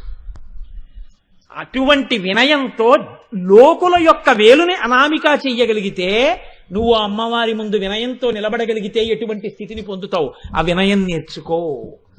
కాబట్టి ఆ వినయం లేకపోతే నీవు లోకంలో సాధించేది ఏదీ ఉండదు. ఆ విద్యా దదాతి వినయం. అందుకే మన వాళ్ళు మాట అంటారు, విద్యానామనరస్య రూపమధికం ప్రచ్ఛన్న గుప్తం ధనం, విద్యా భోగకరీ యశస్సుభకరీ విద్యా గురూణాం గురు, విద్యా బంధుజనో విదేశగమనే విద్యా పరాదేవత, విద్యా రాజ్యసు పూజ్యతే నహిధనం విద్యా విహీన పశు. ఎవరు ఆ విద్యని, ఆ వినయాన్ని కలిపి పుచ్చుకుంటాడో, ఆ వినయంతో ఉంటాడో, వాడు యశో శరీరుడవుతాడు, కీర్తి శరీరంతో బతుకుతాడు. వాడు చిట్ట చివరికి ఏ స్థాయిని పొందుతాడు? ఈ మంగళవాక్యంతో ఇవాల్టి నా ఉపన్యాసాన్ని పూర్తి చేస్తాను. జయంతితే సుకృతినో రససిద్ధాః కవీశ్వరాః, నాస్తి తేషాం యశక్కాయే జరామరణ జయం భయం. మహానుభావులైనటువంటి వాళ్ళు ఉన్నారు. వాళ్ళు జయంతితే సుకృతినో రససిద్ధాః కవీశ్వరాః, అపారే కావ్య సంసారే కవిరేవ ప్రజాపతి యథాస్మై రోచతే విశ్వం తథైతత్ పరివర్తతే. మహానుభావులైనటువంటి కవులు వాళ్ళకి ఎలా ఆలోచన వచ్చిందో అలా కావ్యాలన్నింటినీ మార్చి రాయగలరు. వాళ్ళు కావ్య సృష్టి చెయ్యగలరు. వాళ్ళు వేరొక బ్రహ్మ. అంతటి శక్తి ఎక్కడి నుంచి వచ్చింది? పాత్ర ఎంత పెద్దదైతే అన్ని నీళ్లు పడుతుంది. పాత్రత దేని వలన పెరుగుతుంది? వినయము చేత పెరుగుతుంది. ఎంత వినయం ఉంటే అంత పాత్రత, ఎంత పాత్రత ఉందో అమ్మవారి అనుగ్రహం అంత పడుతుంది అందులోకి. ఎంత పడిందో అంత గొప్పవాడవుతాడు. ఎంత గొప్పవాడయ్యాడో అంత యశో శరీరుడవుతాడు. ఈ శరీరం ఒకనాడు పడిపోవచ్చు, కానీ ఆయన నడిచిన నడక, ఆయన చెప్పిన మాట, ఆయన పొందిన సార్థకత, ఆయన ఉద్ధరించిన ఉద్ధరణ లోకంలో శాశ్వతంగా అలాగే నిలబడిపోతాయి. అలా నిలబడిపోయిన వాడెవడో వాడు వినయముతో బతికినవాడు. వాడు జయంతితే సుకృతినో రససిద్ధాః కవీశ్వరాః, నాస్తి తేషాం యశక్కాయే జరామరణజం భయం. అటువంటి వారి యశో శరీరములకు ఇక ముసలితనము లేదు, మరణము లేదు. ఆ శరీరములు వెళ్ళిపోయాయేమో, కానీ ఆ కీర్తి శరీరములు మాత్రం శాశ్వతంగా అలా నిలబడిపోయాయి. కారే రాజులు రాజ్యముల్ గెలువరే గర్భోన్నతిం పొందరే, వారేరి సిరి మూట కట్టుకొని పోవంజాలిరే, భూమిపై పేరైనం కలదే శిబి ప్రముఖులున్ ప్రీతిన్ యశక్కాములై ఈరే కోర్కెలు వరలం తలపరే జిక్కలమున్ భార్గవ. దేనికి అహంకరిస్తావు? అమ్మ తల్లి కడుపున నుండి వచ్చిన నాడు ఒంటి మీద బట్టలేదు.